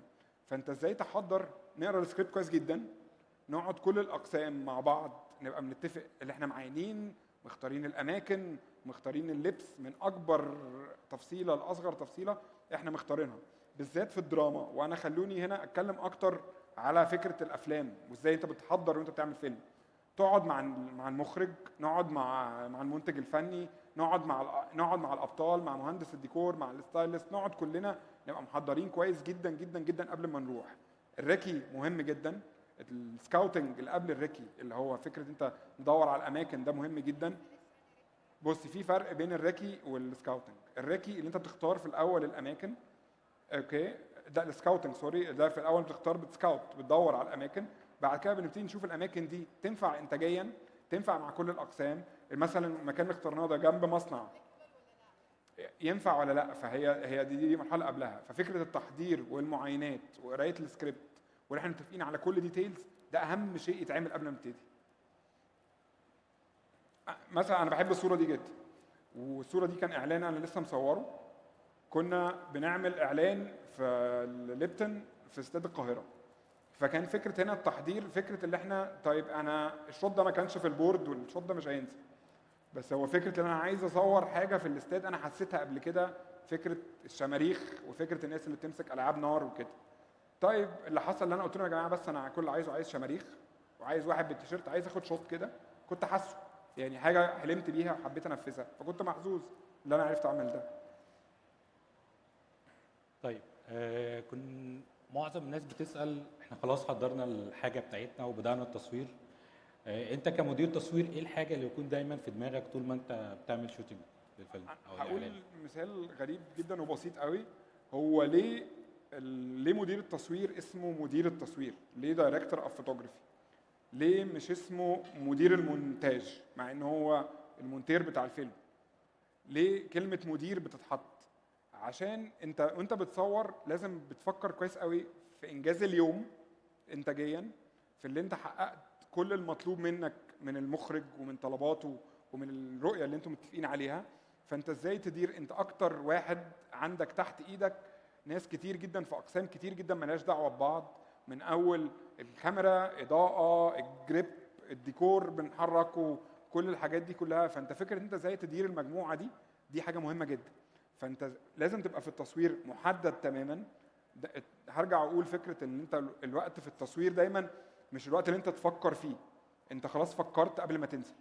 انت دلوقتي عايز تبقى وصلت التصوير، هتبتدي تدير المجموعه دي مع بعض بأدب شديد جدا وبحب شديد جدا، ازاي نوصل كلنا للرؤيه دي. وفكره ان انت ازاي تنقل ده من اصغر حد في البلاتو لاكبر حد، يبقى فاهم الشوط اللي بيتصور ايه، تبقى انت في تناغم بينك وبين كل الاقسام، اللي انت ازاي الموضوع يوصل، دي حاجه مهمه جدا. فوانت في التصوير دايما بتفكر انجاز اليوم، انجاز العمل، اللي انت في نفس الوقت بتطلع الكواليتي اللي انت وعدت بيه، بتشوف اقل مشاكل تعرف تحلها، عشان انت المشاكل كلها انت المفروض كل ما خبرتك بتزيد كل ما بتعرف المشاكل دي من قبل كده. فازاي نوصل لده؟ ده بيبقى انت ساعه التصوير انت اللي بتعمله، اللي انت بتدير المجموعه عشان نوصل لاحسن حاجه. اوكي، السلايد دي مش محتاجها، انا اتلخبطت فيها، بس خلوني اشرح فيها حتى سنه الاداره هنا. ده كان من مسلسل اسمه الهرشه السابعه. احنا اما جينا بنينا الست، كان دايما عندنا فكره ده كل ده ديكور مبني باشمهندس علي حسام بناه.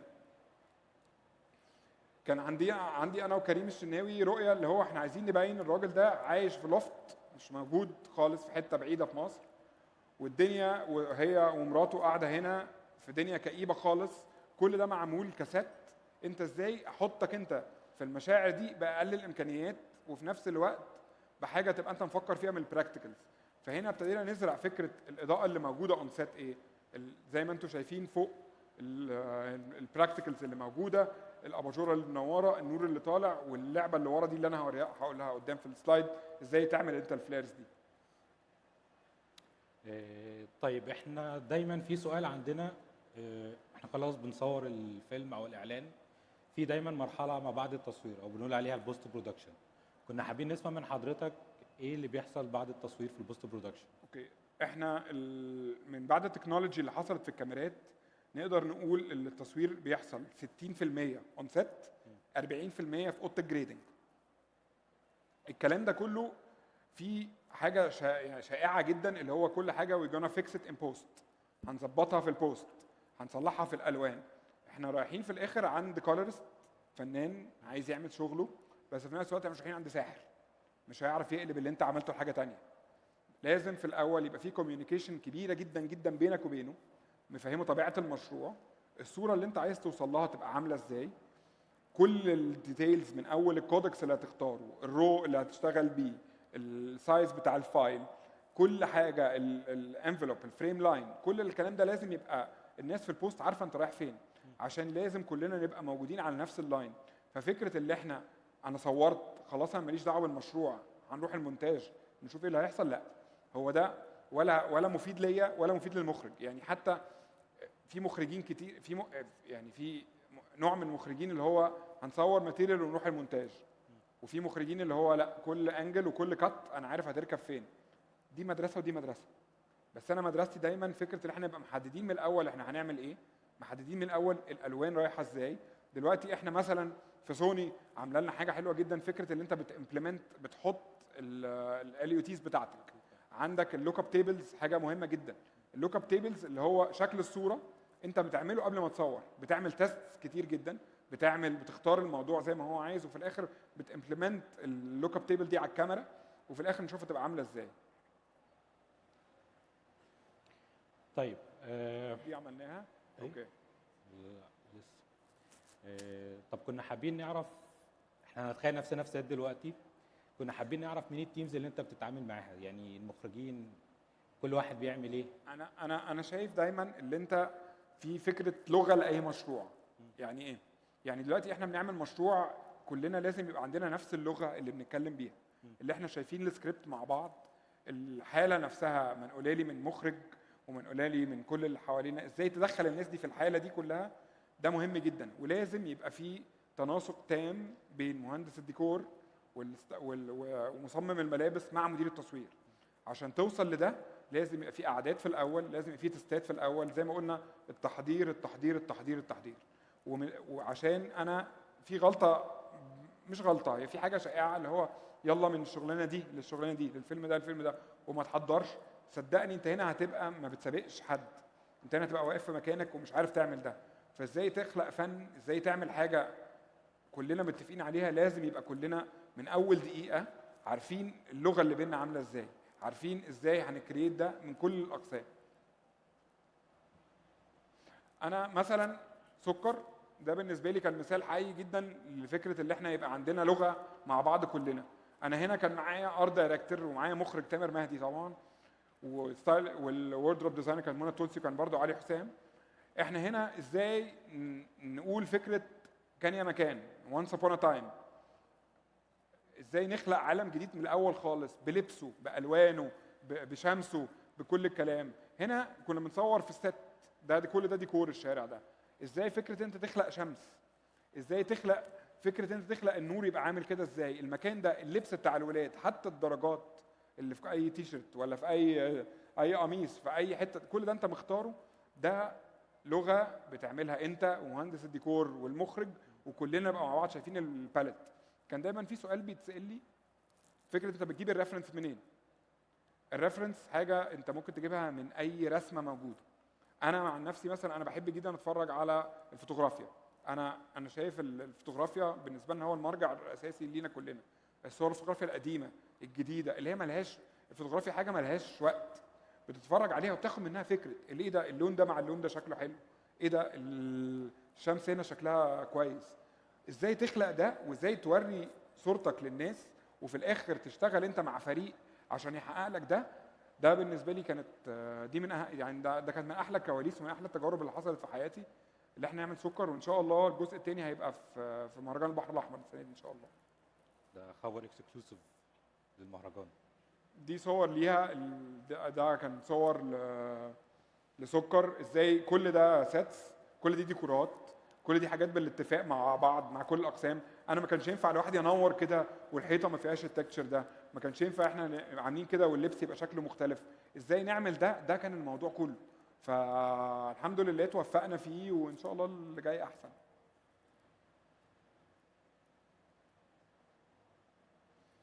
ده بقى سؤال مهم جدا. اوكي. ازاي تبقى عضو في الفريق، ازاي تبقى تيم بلاير. اهم حاجه نبقى عارفينها، الشغلانه بتاعتنا دي مش اتس نوت ا وان مان شو. الشغلانه دي لازم يبقى فيها تناسق ما بين كل الناس مع بعض. مفيش حاجه اسمها دي مشكله الانتاج، دي مشكله الاخراج، دي مشكله المونتاج. لا، هي المشاكل كلها بتاعتنا كلنا.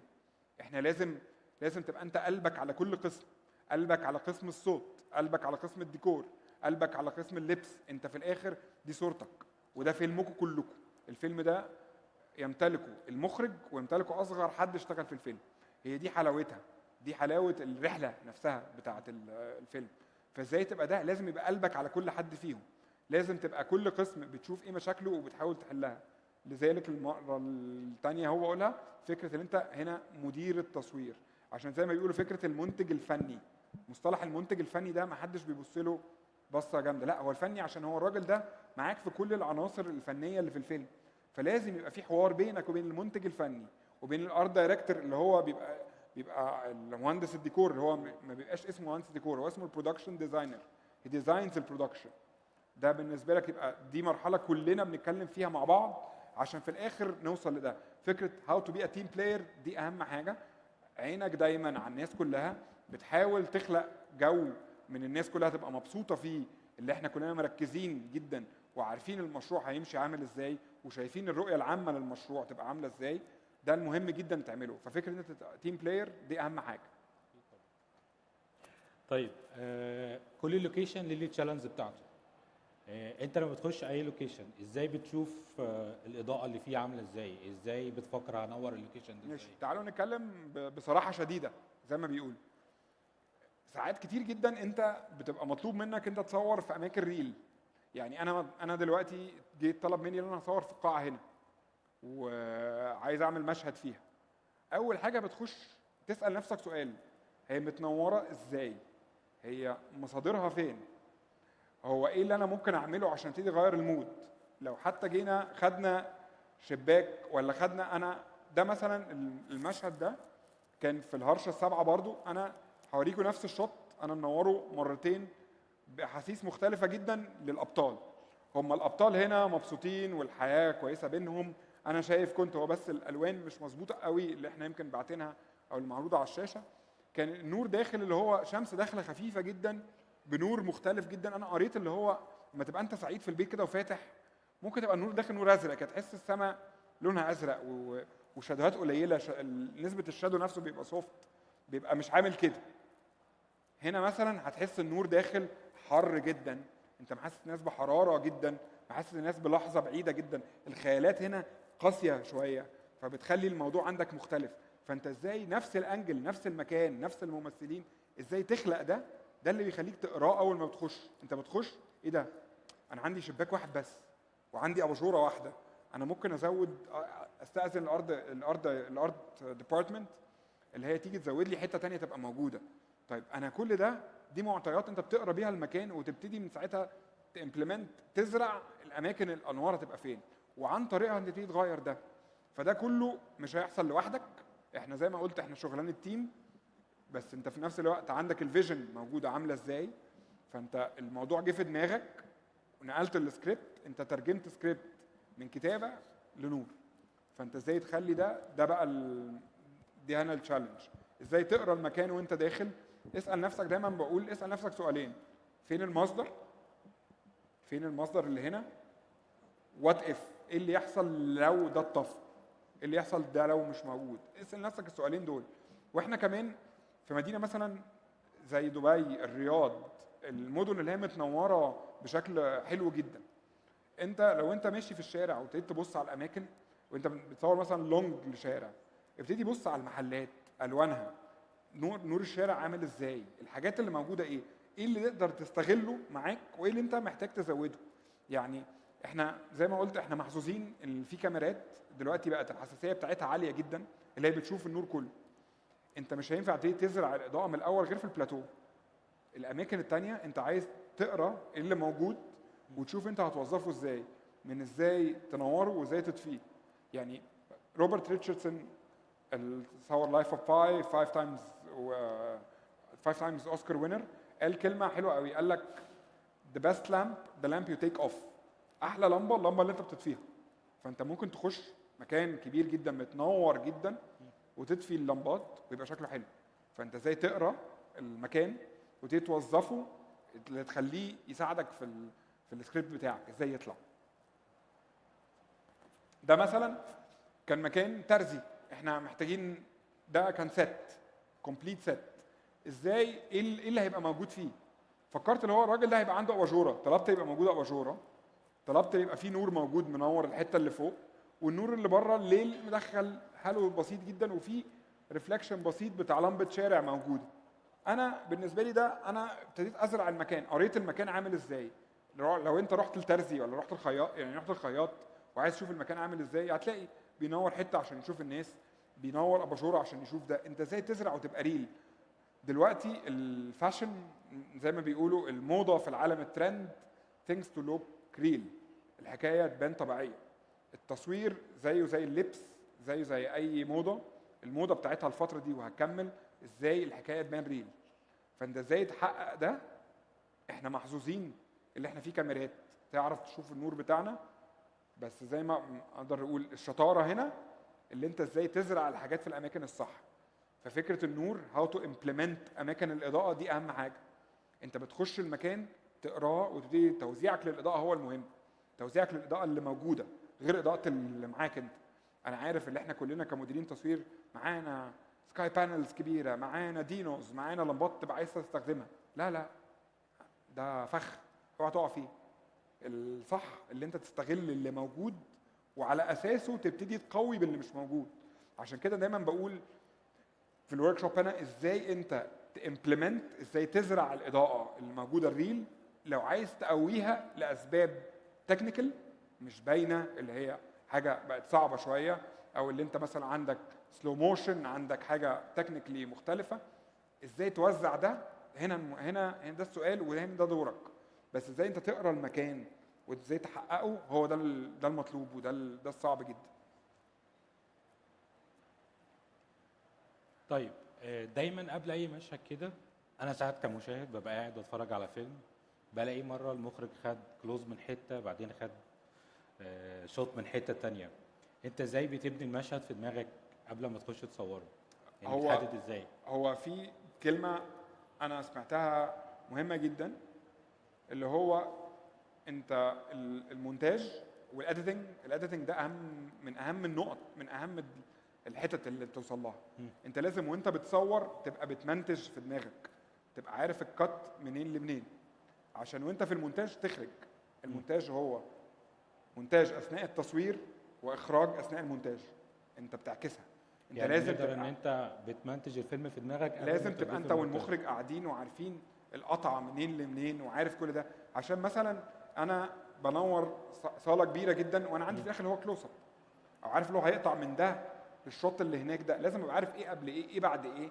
لازم كل ده يبقى في دماغك. لازم تبقى عارف الاديت قبل ما تصور، لازم تبقى حاطط ده في دماغك جدا. او في بروجكتس ثانيه ليها نوعيات تانية اللي انت الاديت بيبقى معمول رف بعدين، دي فكره ثانيه. بس في الافلام وكده لازم تبقى عارف الاديت هيبقى عامل ازاي، عشان وانت بتشتغل تبقى كويس جدا مركز اللي انت ازاي هتخلي الفلو بتاع البروجكت بتاع الشوت بتاع السين نفسه موجود، وايه اللي انت عايزه وايه اللي انت مش عايزه وايه اللي انت ممكن تستغنى عنه. يعني انت مثلا بتنور مكان كبير جدا وما عندكش دخول من الباب، يعني ليه هنور الحته دي؟ ايه اللي انت ممكن تستغله؟ ايه اللي انت عارف الكات بتاعتك هنا فين، عارف هنا عندك ضيق، هنا عندك واسع، هنا عندك كل الحاجات، كل ده انت عارفه كويس جدا. حتى وانت بتصور وماسك الكاميرا تبقى عارف لو بتعمل شوت هاند هيلد ولا شوت طويل، عارف اللي هو هيقطع هنا، انتوا متفقين على قطعه هنا، حتى تديله هاندل ده ممكن ما يقطعش هنا، يقطع قدام بس يبقى الحته دي كلها سيف. حتى لو حصل مشكله فوكس لا تقول له لا دي بعد الاديت، دي يعني مش محتاجينها. ففكره ان انت تبقى عارف المونتاج دي فكره مهمه جدا جدا جدا، ولازم تبقى عارفها كويس قوي وانت داخل تصور. ده طبعا راجع ان احنا كل ما بنكون محضرين كويس كل ما بيكون الموضوع اسهل في التنفيذ. هي ليها دعوه طبعا بالتحضير، وليها دعوه ان احنا نبقى شايفين المشروع مع بعض. فكره ان احنا كلنا نبقى على رؤيه واحده وشايفين المشروع مع بعض ده شيء مهم جدا. ده اعلان ممكن ارجع انا الاعلان ده انا هقول بس حاجه كده قصه قبلها. ده الاعلان ده كان اول اعلان يتصور فينيس 2 في مصر بالريالتو. جالنا اعلان الكونسيبت بتاعه let's make something out of the box، نعمل حاجه مختلفه تماما. يلا نفكر ازاي نعمل شوتات بهارد لايت بدريم بلعيبه الكوره كلهم. فعشان كده اما جينا كان مخرج احمد العيوطي، اما قلنا تعالى نعمل ريفرنس كانه فاشن شوت، كان الموضوع كله مختلف تماما، تعالى نستخدم كاميرا تعرف تطلع لنا الكلام ده. فانا هوريكم الاعلان بتاع اورا ونتكلم فيه وازاي نستغل ازاي نقرا المكان وازاي يبقى السنجل سورس يبقى موجود. ممكن بليز بلاي ذا فيديو؟ طلع من عندي.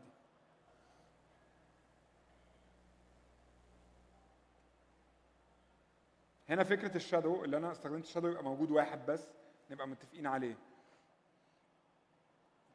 كل ده ريل مفيش بوست فيه. بتموت نفسك ليه؟ ملهاش تفسير، بس الحقيقة مجهودك ده معيش ناس كتير. لما تحس انك لوحدك خد نفس وافتكر ان في ناس بسببك حاسين بالونس. بحركة منك اجيال بتتغير وقواعد بتتكسر. انت ما بتلعبش لوحدك، انت وراك ناس بتتنفس كورة وعينهم على البطولة. كلهم حواليك ومصدقين فيك. ما تقلقش،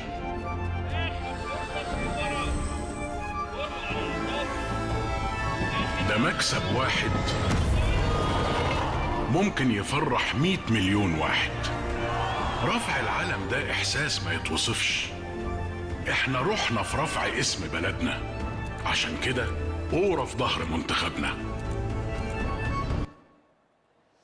هنا كان بالنسبة لي فكرة اللي أنت إزاي تعمل حاجة. أما قلت فكرة إن أنت تطفي لمبة، أنا رحت الاستاد وقررت أطفي كل الكشافات واشتغل بكشاف واحد بس في الاستاد. فكان بالنسبه لي تجربه اللي هو ايه ده، ما يلا بينا نشوف الموضوع ده بشكله عامل ازاي. يلا احنا بنخلق عالم جديد، يلا نطفي النور كله ويبقى اللعيبه يبقى التركيز عليها هي بس لوحدها. ازاي نخلق حاجه مختلفه. هنا انا اشتغلت في الاستاد ده بنور الاستاد، بس طفيت الاضاءه كلها وخدت مصدر واحد بس. فانت ازاي تخلق ده قريت المكان، اتفقنا ان احنا نعمل حاجه مختلفه، استغليت كل اللي موجود وربنا وفقنا.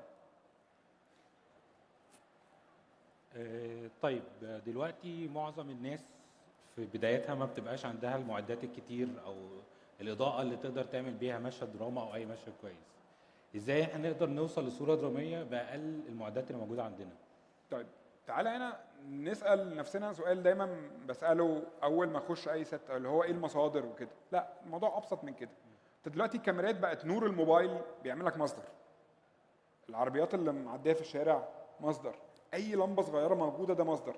احنا صعب جدا ان احنا نشوف ضلمه تماما، البني ادم نفسه ما يشوفش ضلمه تماما، والكاميرات بقت تشوف من حساسيه شيء طويل، شيء جامد جدا. فانت ازاي تختار اللمبات اللي تعمل لك ده موضوع بقى سهل جدا وصعب جدا. ازاي بقى؟ هو بقى سهل اللي انت باي لمبه، باي اباجوره، اي لايتنج ستاند، باي موبايل، باي حاجه انت ممكن تطلع صوره. بس الصعب من كتر الحاجات ايه اللي تختارها. فتعالى نبتدي نقول انت محتاج اول حاجه، انت محتاج المصدر شكله عامل ازاي، لونه عامل ازاي، الكاركتر بتاعته عامله ازاي. يعني احنا مثلا هنصور في اوضه ولا هنصور في اي حته اهو. مثلا انا هنا بنصور في مدرج جامعه في واحد بيشتغل لوحده بالليل. ده الشوت ده شوت اون فينيس 2 برضو. ده اباجوره محطوطه ولمبه محطوطه فوقيه بس. انا ما حطيتش اي اضاءه مع اني معايا تراك قد كده فيها كل حاجه. بس في الاخر قلت ايه اللي هيتحط بالليل؟ هيبقى واحد مشغل اللمبه اللي فوقيه وحط الاباجوره اللي موجوده على الديسك وده ست، والكاميرا شايفه كل ده. انا مش محتاج اعمل مجهود لكل ده. انا في الاخر اخترت الحاجات اللي موجوده الصغيره جدا وحققت بيها صوره اللي هي بان دراماتيك. عشان انت لو دخلت بقى في مكان زي ده وعايز ايه تنور ومن الاول ليه؟ اسال نفسك ليه؟ ادين وقت، كوست، كل الحاجات دي مالهاش معنى. تعال اختار، شوف اللي انت وراك ايه وشوف اللي انت عايزه تعمل ايه، وابتدي في الاول اقرا المكان، الراجل ده يبقى عامل ازاي، قاعد بيشتغل لوحده، طيب نحط له اباجوره، اللمبه اللي فيه بس هي اللي منوره، تعال نطفي الباقي والكاميرا شافت.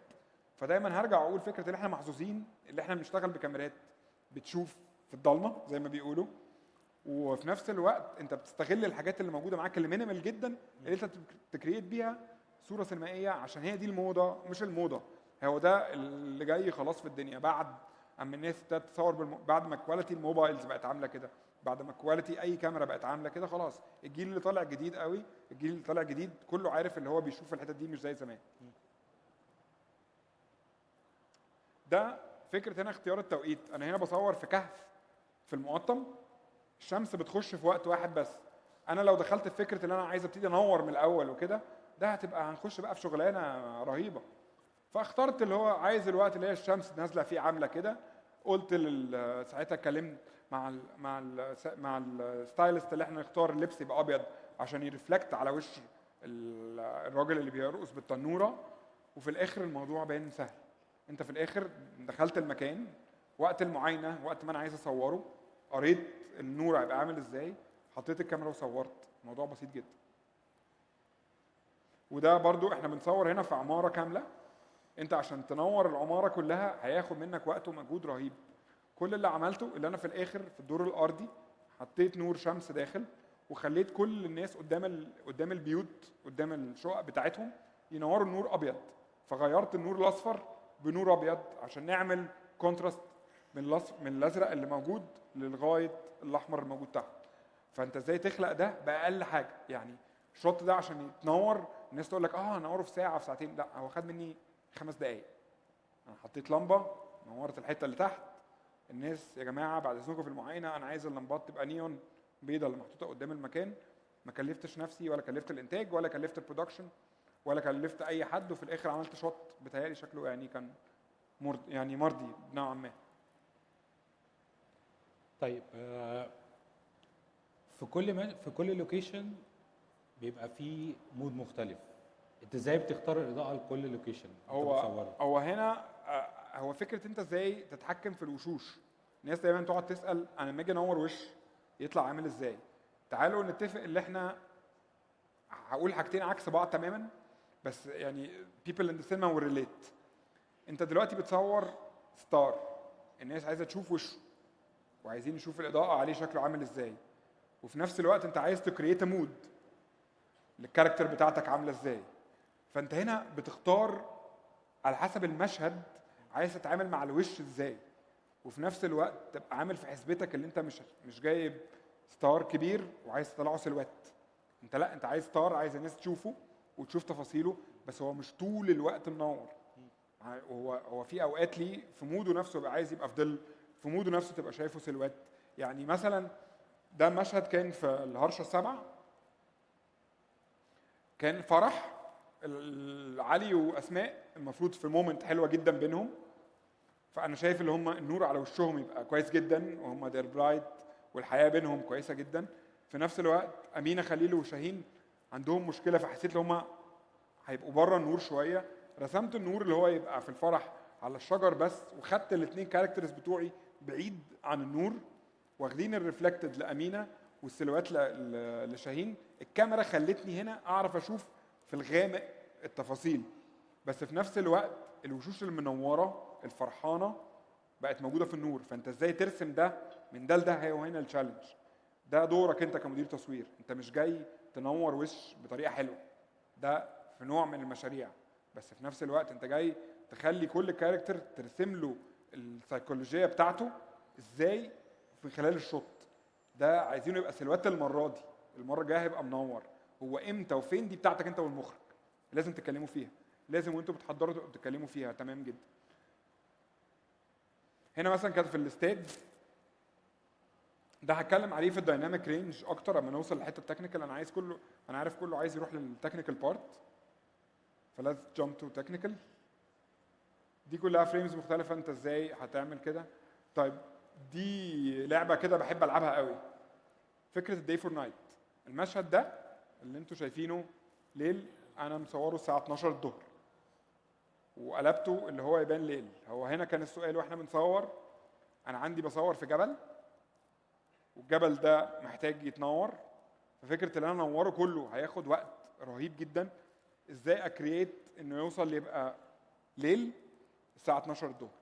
هنا لعبت لعبه بسيطه جدا، اخترت توقيت الشمس اللي هو 12 ده الشادوز بتاعتك على الارض، ابتديت احط فلترز بولا اللي احنا كلها عندنا عكس بعض تقفل بيهم، كنت منسق مع الجريدر اللي انا عايز اوصل لده، فقفلت في الكاميرا بقت اندر اكسبوزد في الحته دي، الحته اللي قدامهم دي مش محطوط نار، احنا النار اللي محطوطه دي نار بسيطه جدا، بس شايفين الحته دي انا مخبي فيها سكاي بانل منور وشوشهم عشان يديك وعليها الفاير افكت يديك الاحساس بتاع النور على وشوشهم. وفي الاخر من هنا ده كان بيصور كده وفي الاخر وصل لده اهو واحنا بنصوره، وده اللي طلع وبان ليل عادي جدا.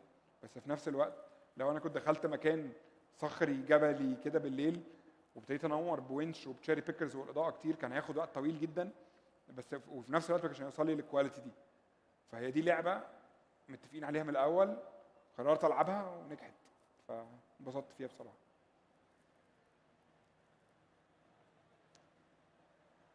ده ازاي؟ ده بقى نقطه مهمه جدا. مدير التصوير بالذات لو هو اوبريتنج الكاميرا، الممثل ده شخص بيحرق مشاعره في الفريم، بيبقى محتاج دايما انه في اللحظه دي هيعيط. الممثل لازم ما نتعاملش معاه على انه جهاز هيعيط هنا وعيد تاني وعيد تاني وعيد تاني، لا، انت لازم تبقى جاهز تماما في الوقت اللي الممثل هيعيط، نورك يبقى جاهز، شوطك يبقى تمام، تبقى انت حاسس ان انت عايز تقرب منه للحته دي، ومتفق مع المخرج ومع الاقسام ومع الفوكس بولر بتاعك اللي انت هتقرب منها. فازاي فكره ان انت دايما تبقى ريدي ودايما تبقى جاهز ان انت تكابتشر الفيلينجز بتاعت الممثل في الوقت بالظبط، دي حاجه مهمه جدا جدا جدا. ده كان في سكر، فكره انت تخلق، ده كان ست، فكره انت تخلق الاضاءه اللي داخله تبقى عامله ازاي.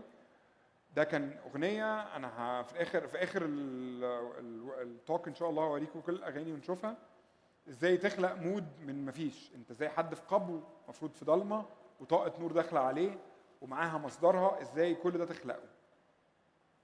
ده كان الفاشن، فكره ان هنا مفيش منطق بقى، مفيش هنا انت محتاج تنور موديل بشكل جديد، تعمل قطعات نور على وشها، تخليها واقفه في مكان عامل كده، تعمل دين لايتس اون سيت، كل ده تمام. نتكلم بقى عن الفينيس. اوكي، البروجكت ده كان قلت لكم ده اول بروجكت شوت اون فينيس. فكره الفينيس هنا كانت كويسه في ايه؟ وايه الفرق بينها وبين اي حاجه تاني وانا بعمل البروجكت ده؟ مبدئيا فكره انت هاف سنجل لايت هو اللي منور، وفي نفس الوقت انت الاعلان زي ما انتم شايفين كان فيه سلو موشن كتير جدا. يو نيد ا لوت اوف ستوبس، هتحتاج ان انت يبقى عندك في الكاميرا فتحه كبيره جدا، ده عمره ما هيتحقق ب 800 ايزو. انت اوف كورس هتحتاج ان انت يبقى عندك سنسيتيفيتي عاليه 3200 ايزو عشان تخليك تعرف تكريت ده، وفي نفس الوقت تخلي عندك الصغر بتاعها. الفينيس ليها الريالتو هنتكلم عليه قدام، الكاميرا تبقى صغيره جدا تخليك تبقى قريب من الجمهور وتعرف تتحرك وكده، ده حاجه مش هتحصل غير بالسوني. ومش هيحصل اللي انت تعرف تعمل السلو موشن او توصل للسنجل سورس او توصل اللي انت تصور في التوقيتات دي غير وانت معاك كاميرا بتعرف تقرا كويس قوي قوي قوي قوي في الوقت ده.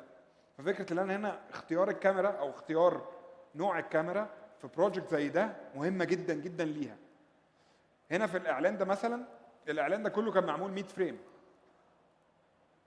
الاعلان ده عشان نعمله وعندنا بقى سلو موشن ونار بتبقى موجوده وكل الحاجات دي كلها، ليه اخترت الفينيس؟ انا مختار انا هروح فيري هاي فريم ريت، وفي نفس الوقت انا مش هعرف احط اضاءه كتير، انا بصور جوه قصر وصور هايفه وهبي وعايز وشها يبقى شكله حلو، فانت محتاج كل النور اللي داخل يبقى شكله مختلف. كل ده هيتحقق ازاي؟ لا هتكلف الانتاج تكلفه كبيره جدا عشان تجيب اضاءه، وهتاخد وقت طويل قوي قوي قوي عشان تعمله، ولا تختار كاميرا بتحس باقل كميه اضاءه وبتديك هاي فريم ريت، وفي نفس الوقت نسبه البلاكس فيها بتشوف فيها، فانت في نفس الوقت عايز حد زي هيفا او مصطفى هنا تبقى شايف النسبه دي. فهنا اختيار الكاميرا مهم جدا. هنا فكره انا عايز اكرييت اللوك ده، الكاميرا دي اللي هتحققه لي. وزي ما قلت لكم كل كاميرا بتحقق كل حاجه، بس انت عارف امكانيات الكاميرا اللي في ايدك ممكن توصل لايه. فهنا كان اختيار الفينس بتهيألي كان سليم عشان نعرف نوصل لده. اعلان زي ده كان احنا عايزين الموضوع يبان ريل وكله جرينز، وبنصور في حاجات كلها نورمال لايت. يعني شوت زي ده، دي لمبه فوق، انا لمبه البيت والاباجوره بس، يعني انا ويشوت مفيش حاجه، دي اللمبه اللي موجوده قدام. اي كاميرا ثانيه مش هتخليني اشوف ده، مش هعرف، هحتاج ان انا ازود. فما تزود هيخلق لك شادوز، فما تزود الشادوز ده هيبقى موضوع كبير جدا عليك. هنا عندك ولد بيلف ومحتاج انت تبقى عندك هاير فريم ريت، وفي نفس الوقت عايز تشوف كل الديتيلز ده الدايناميك رينج بتاع الفينس. الكاميرا بتشوف كويس قوي في اللي فوق، وبتشوف كويس قوي في اللي تحت، بتشوف كويس قوي في الحاجات اللاسعه، وبتشوف كويس قوي في الغامق. هنا انا ما فيش حاجه خالص، ده نور الشمس داخله، مش الشمس حتى، ده السما كانت مغيمه، ده الشباك داخل ونورت. اتس كومبليتلي رو، كل ده اتس كومبليتلي رو، كل ده من غير اي اضاءه، صورت زي ما هي موجوده. انت فكره انت ازاي تستخدم اضاءه الموجود يتقري على الكاميرا، ده ادج مش موجود غير في السوني. ده ادج موجود، ده اللي موجود اللي السوني عملته، اللي هي تخلي الايزو 3200. ده ادج كبير قوي قوي احنا محتاجينه كمديرين تصوير في اوقات انت عايز تخلق الشكل ده من الصوره. ده نفس الاعلان اهو، ده بكلوز ابس، انت جاهز، انت حطيت الاباجوره وده النور اللي موجود، ما حركتش اي حاجه واتحركت وصورت سيكونس زي ده. في اي كاميرا تانية تحتاج تنور عشان تشوف في الغامق، عشان هنا لا، انت اللي موجود خلاك تحقق ده باقل اقل اقل اقل مجهود واقل استخدام للاضاءه.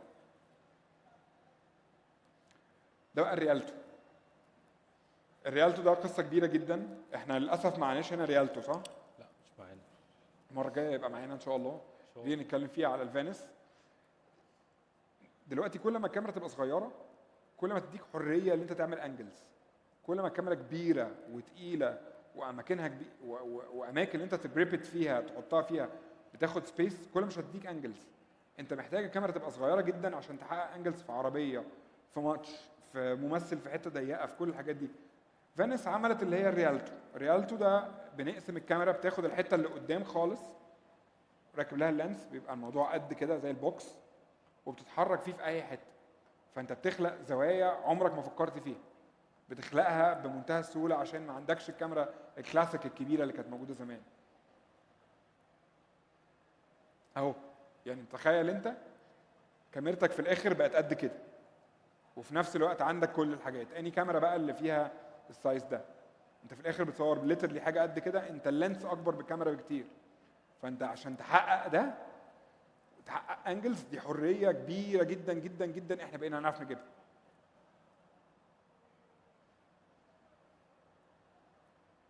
انا السلايدز دي كلها حاجات انا صورتها بالفينس. نيجي بقى للبورانو، ده الموضوع الكبير. انا هحاول اجري بس هشرح كل حاجه، بس هحاول اجري عشان اسيب فرصه اكتر للاسئله. البورانو انا شايفها ثوره كبيره جدا في عالم الكاميرات، وحاجه نقله قويه جدا. البورانو هو سنسور الفينس، احنا we're talking about the same sensor. سنسور دايناميك رينج عالي جدا جدا جدا. في 2 ماونتس، اي ماونت وبي ال ماونت. انت بتعرف تشتغل بي ال، تعرف تشتغل ال بي ال، وتعرف تشتغل اي ماونت في نفس الوقت. الحجم صغير جدا، فيها اوتو فوكس which is a game changer مع الكاميرات، مع العدسات الجي ماستر، مع الاي ماونت، اللي انت دلوقتي بقى خلاص تعلم على الشخص اللي انت عايزه من غير مشاكل الفوكس بولر، بس في نفس الوقت تختار الاماكن اللي انا عايز الشخص ده يبقى نت، هفضل طول الوقت معاه. في نفس الوقت عندي الايزو العاليه جدا بتاعت السوني وبتاعت السوني ال 3200، فده مخليك اللي انت عارف تشتغل، عندك حريه شديده. فكره اللي انت عندك الاثنين ماونت البي ال والاي، ده بيديك حريه كبيره جدا جدا جدا في اختيار العدسات.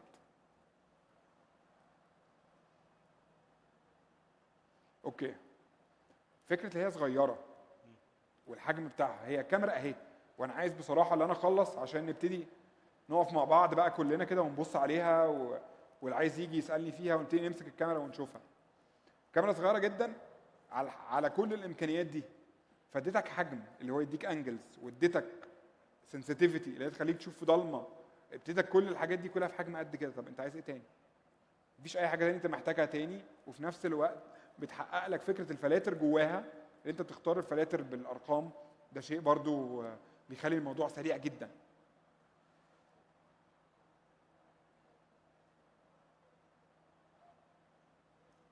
بي ال والاي ماونت، فكره انت عندك اللي انت تختار من دي لدي، ده شيء كبير جدا. هي 8K و120 فريم وخلاص. ده ابديت اصلي من سوني. خلاص الابديت اللي هيبقى قريب هتبقى 3.2K على 120 فريم which is حاجه كبيره جدا. الكاميرا بتشوف في الغامق كويس قوي، يعني بتشوف اي حته غامقه بيبقى عندك فيها ديتيلز. فانت تخيل انت كل الداتا اللي عندك في التصوير، حتى لو انت النور قاطع انت شايف. دي حاجه انت محتاجها كويس قوي قوي قوي انت بتعمل. دايناميك رينج اللي اتفقنا عليه، اللي هو هي بتشوف في الهايلايتس. يعني عندنا احنا مشكله في الوطن العربي اللي احنا لما تيجي نصور شباك بيبقى لاسع جدا واللي جوه ضلمه جدا او العكس. الكاميرا دي حققت لك فكره الدايناميك رينج. الدايناميك رينج ببساطه تخليك شايف الحاجات الاوفر اكسبوزد والحاجات الاندر اكسبوزد، بتخليك تشوف الاثنين. وانت في الاخر في الجريدنج او في الاول انت متفق عايز تشوف ايه اللي مظبوط، ولا الصوره تبقى محروقه الحاجات، ولا في نفس الوقت الصور تبقى غامقه الموضوع الموجود فيها. هي دول ايزو 800 وال 3200 وفاريبل ان دي الفلاتر كلها جواها. فده شيء وفر عليك جلاس قدام الكاميرا، عشان انت كل ما بتزود الفلاتر، انا مع النظريه اللي هي كل ما تزود الفلاتر كل ما الكواليتي بتنزل. زمان كانت بتقول لك حط فلاتر تخلي الموضوع ابسط. لا، انا ضد فكره اي حاجه تحط قدام العدسه. ايه بقى الايبس اللي هو الامبادي ستابلايزر ده؟ الكاميرا لو حصل فيها هز، لو حصل فيها اي شيكنج وانت مشغل الايبس، هي لوحدها بتظبط اللي انت كنت عايز تظبطه في البوست، فبتشيل لك على قد ما تقدر الاهتزازات. فدي حاجه كانت موجوده اللي هو فكره ايه ده وهنستابلايز في البوست. لا، انت هتستابلايز اون كاميرا وانت شغال. بس انا بتهيألي انا كده خلصت، وانا اوبن لاي اسئله، اللي عايز يسال اي اسئله. ومتشكر جدا لوقتكم، واسف لو طولت عليكم، وانا اتشرفت اني واقف قدامكم، ومتشكر جدا جدا جدا. ولو اي اسئله انا معاكم، ويلا نخلص على طول ونبتدي نمسك الكاميرا ونبص عليها. متشكر جدا جدا جدا.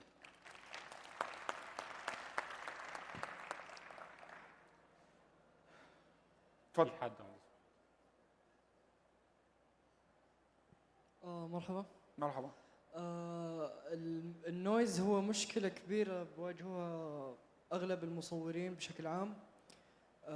إذا أنا بحال كنت مبتدئ، كيف فيني أعالج المشكلة هاي بأقل إمكانيات؟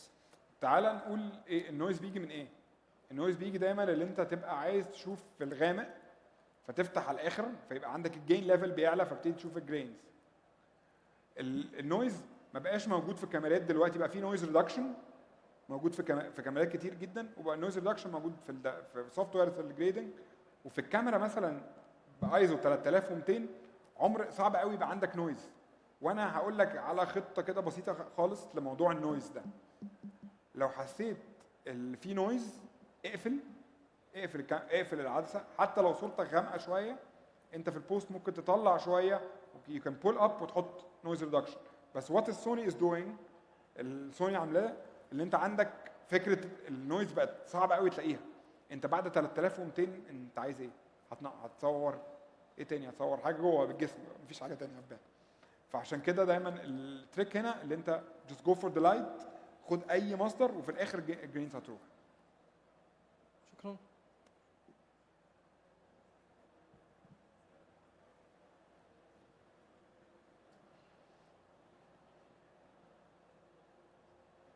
السلام عليكم. عليكم السلام. أنا عندي سؤال في أحد اللقطات اللي أنت طلعتها اللي كان في الجامعة اللي استخدمت فيها بس مصدرين إضاءة. فين؟ اللي استخدمت مصدرين كان فين؟ إضاءة. في أي لقطة؟ الشوت اللي كان في الجامعة أعتقد. في الجامعة؟ إيه، اللي كان جالس على الكرسي وكان الفريم مطلع اوكي الظلال في الجهه اليسرى. انا ممكن كان وي جو باك تو ذا برزنتيشن عشان ابقى عارف انهي شوت بالظبط، وانت قول لي هو ده في الجامع كان ايه الجامعه الجامعه الجامعه ذكرته تمام. ايه فجهه الظلال انت ما استخدمت فيها اضاءه. ما استخدمتش فيها اضاءه خالص. طب هذا ما ياثر زي ما ذكر انه يكون في نويز؟ لا مو الافضل اني انورها وبعدين في الاديت اني اقلل؟ لا خالص، مفيش في الاديت حاجه، بالعكس انت 3200. تعالى نتكلم بالاكسبوجر، تعالى نتكلم باللايت ميتر. اللمبه اللي انت حاططها دي، انا غيرت اللمبه اللي محطوطه في الاباجوره، حطيت لمبه بواط عالي او حطيت ستيريو لامب النايكس بالب. النايكس بالب بتديك اضاءه جامده جدا. انت وفي الاخر واللمبه اللي فوق دي ده نيون موجود، انت كده كده اصلا النيون ده كبير جدا عليك، انت الكاميرا بتشوف حساسيه اكتر ما انت متخيل. فانت ده هيبقى صعب قوي عليك اللي انت توصل للنويز، او النويز ده لو انت معدوم الاضاءه خالص، مفيش اي مصدر وعايز تشوف غصب عنك. فانت اللي انت بتقراه زي ما بقول، اللي انت عينك بتقراه الكاميرا بتقراه من غير نويز، الا لو حاجه صعبه جدا جدا جدا جدا على الكاميرا تقراه. بس اللي بورانو عاملاه وسوني عاملاه اللي انت مخليك تشوف في الغامق ده بسهوله جدا. فكره الدول ايزو اللي انت تختار ال 3200، انت نوع الكاميرا اللي انت بتستخدمها بتلاقي نفسك 800 اللي هو الستاندرد. بس لما تاخد 2 ستوبس كمان وتختار عدسه فيها فتحه عدسه 1.4 1.8 2، ده هيديك الموضوع ده كله. طيب بس حاجه اخيره من ناحيه الافضليه. طيب لو بنور الظلال وبعدين بقللها بعدين يعني في الاديت عشان خلينا نقول اشيل مساله النويز، ما تخافش من ناحيه افضليه انت في الاخر اتركها زي ما هي ظلال ولا انورها وبعدين نور واقفل في الجريدنج. بس لو عندك حركه كاميرا سريعه، لو عندك حركه كاميرا فيها يعني حركه بان عنيف او حركه تلت عنيف او حركه كده، هيبقى صعب اللي انت تعمل فينيتس. فانت دايما بتشوف لو الشوت فيكس او الشوت فيه حركته خفيفه جدا نور وقفل في الجريدنج. بس لو العكس لا، انا افتح في الجريدنج اكتر. شكرا. عفوا. الكودك بتاع الكاميرات الفينس اكس او اس يعني ومقارنتها بالكاميرات اللي موجوده في السوق في مرحله البوست ومرحله التلوين وكده. طيب تعالى نتكلم اصلا في ايه مشكله الكودكس عامه. رو ولا هي فقط بروريس؟ هي رو. انت بتتكلم اللي انت، تعالى نتكلم انت عايز ايه منه. دايما بسال واحد، بسال نفسي السؤال ده، انا عايز الرو ولا عايز البروريس؟ انا كده كده عايز ال 444. انا عايز يبقى عندي كل حاجه مظبوطه. رحت رو اهلا وسهلا، رحت بروريس تمام، كل ده تمام. ايه المشكله الكبيره اللي موجوده في الكاميرات اللي هي الرو بتاعها جامد؟ تلاقي الانتاج بيلطم زي ما بيقولوا على فكره الاستورج والهارد ديسكس والوقت وترانسفير وكل الكلام ده بياخد وقت طويل جدا. في الاكس او اس ان اللي هو ايكويفالنت الرو وبيديك كل الداتا اللي انت عايزها، الفايل سايز اصغر بس في نفس الوقت مش كومبريسد، فانت شايف كل ده بشكل رهيب جدا. فانت دايما اختار واعرف في الاخر انت رايح فين برضه. يعني انا ضد مدرسه ان انا اصور رو لمجرد الرو. لو عندي جرافيكس رو، لو عندي حاجات، لو هعرض في شاشه سينما رو. بس لو هعرض على في الاخر حاجه ثانيه انا مش محتاج كل ده. انت كل اللي انت محتاجه الداتا بتاعت الالوان. ولو انت عندك الالوان مظبوطه وانت ما عندكش زحمه باللون فيه درجات كتير، ما تروحش الحته دي. عشان في الاخر لو رحت بالكواليتي العاليه قوي قوي قوي دي، انت اللي هتتعب فيها في الترانسفير وهتتعب فيها في كل ده، مش هتفرق معاك. انت طول ما انت الدايناميك رينج ملوش دعوه خالص بالكودكس. الدايناميك رينج دي حاجه موجوده في الكاميرا، فهو ده الفرق. اتفضل. الله يعطيك العافيه حبيبي. بشكرك على حاجتين، اولا الفن الجميل حبيبي. وكميه المعلومات الجميله. حبيبي متشكر جدا. عندي استفسار بسيط. الاستفسار الاول اللي هو الاضاءه اللي كانت في الجبل كان في النهار، فقلت في توقيت معين اللي هو 12 الظهر صورته عشان تكون الاضاءه فلات. بالضبط.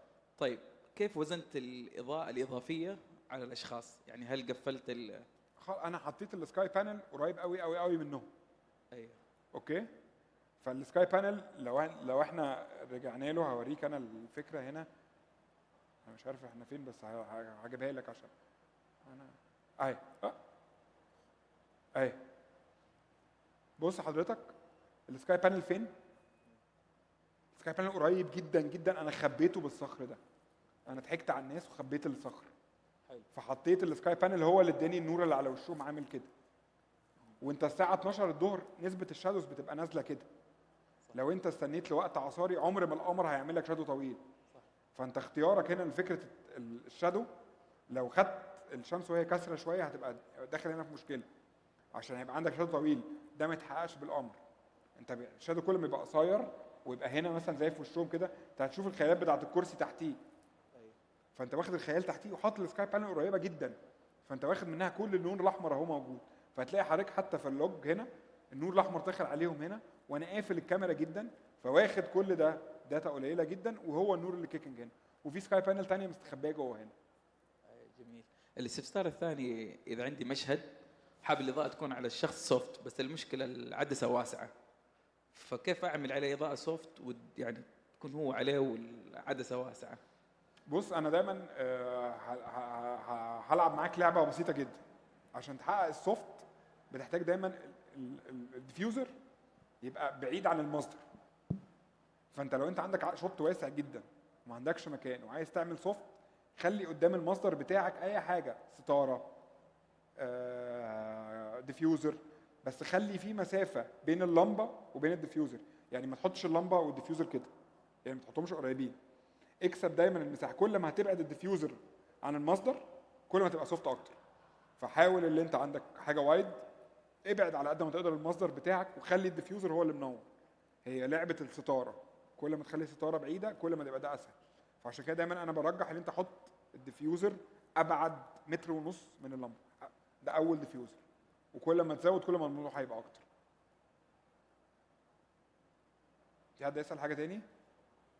في حد عنده اي اسئله تاني؟ طيب مصطفى، انا كنت حابب بس سؤال اخير كده، كنت حابب اعرف انت بدات ازاي حياتك كمدير تصوير؟ هو الموضوع انا كنت محظوظ ان انا اتولدت من عيله كلها سينما. ابويا الله يرحمه كان مخرج، فتربيت زي ما بيقولوا انا تربيه استديوهات يعني. فدخلت المجال من وانا صغير عايش في الاستوديو يعني. بعد كده دخلت معهد السينما سنه 2000، اتخرجت منه 2005، ومن ساعتها بقى بشتغل وانا في المعهد. فدايما بقول لاي حد بيبتدي صور كتير واغلط واتعلم، ومفيش حاجه تانية. شكرا جدا يا مصطفى، شكرا، نورتنا النهارده. شكرا جدا. الله يخليك.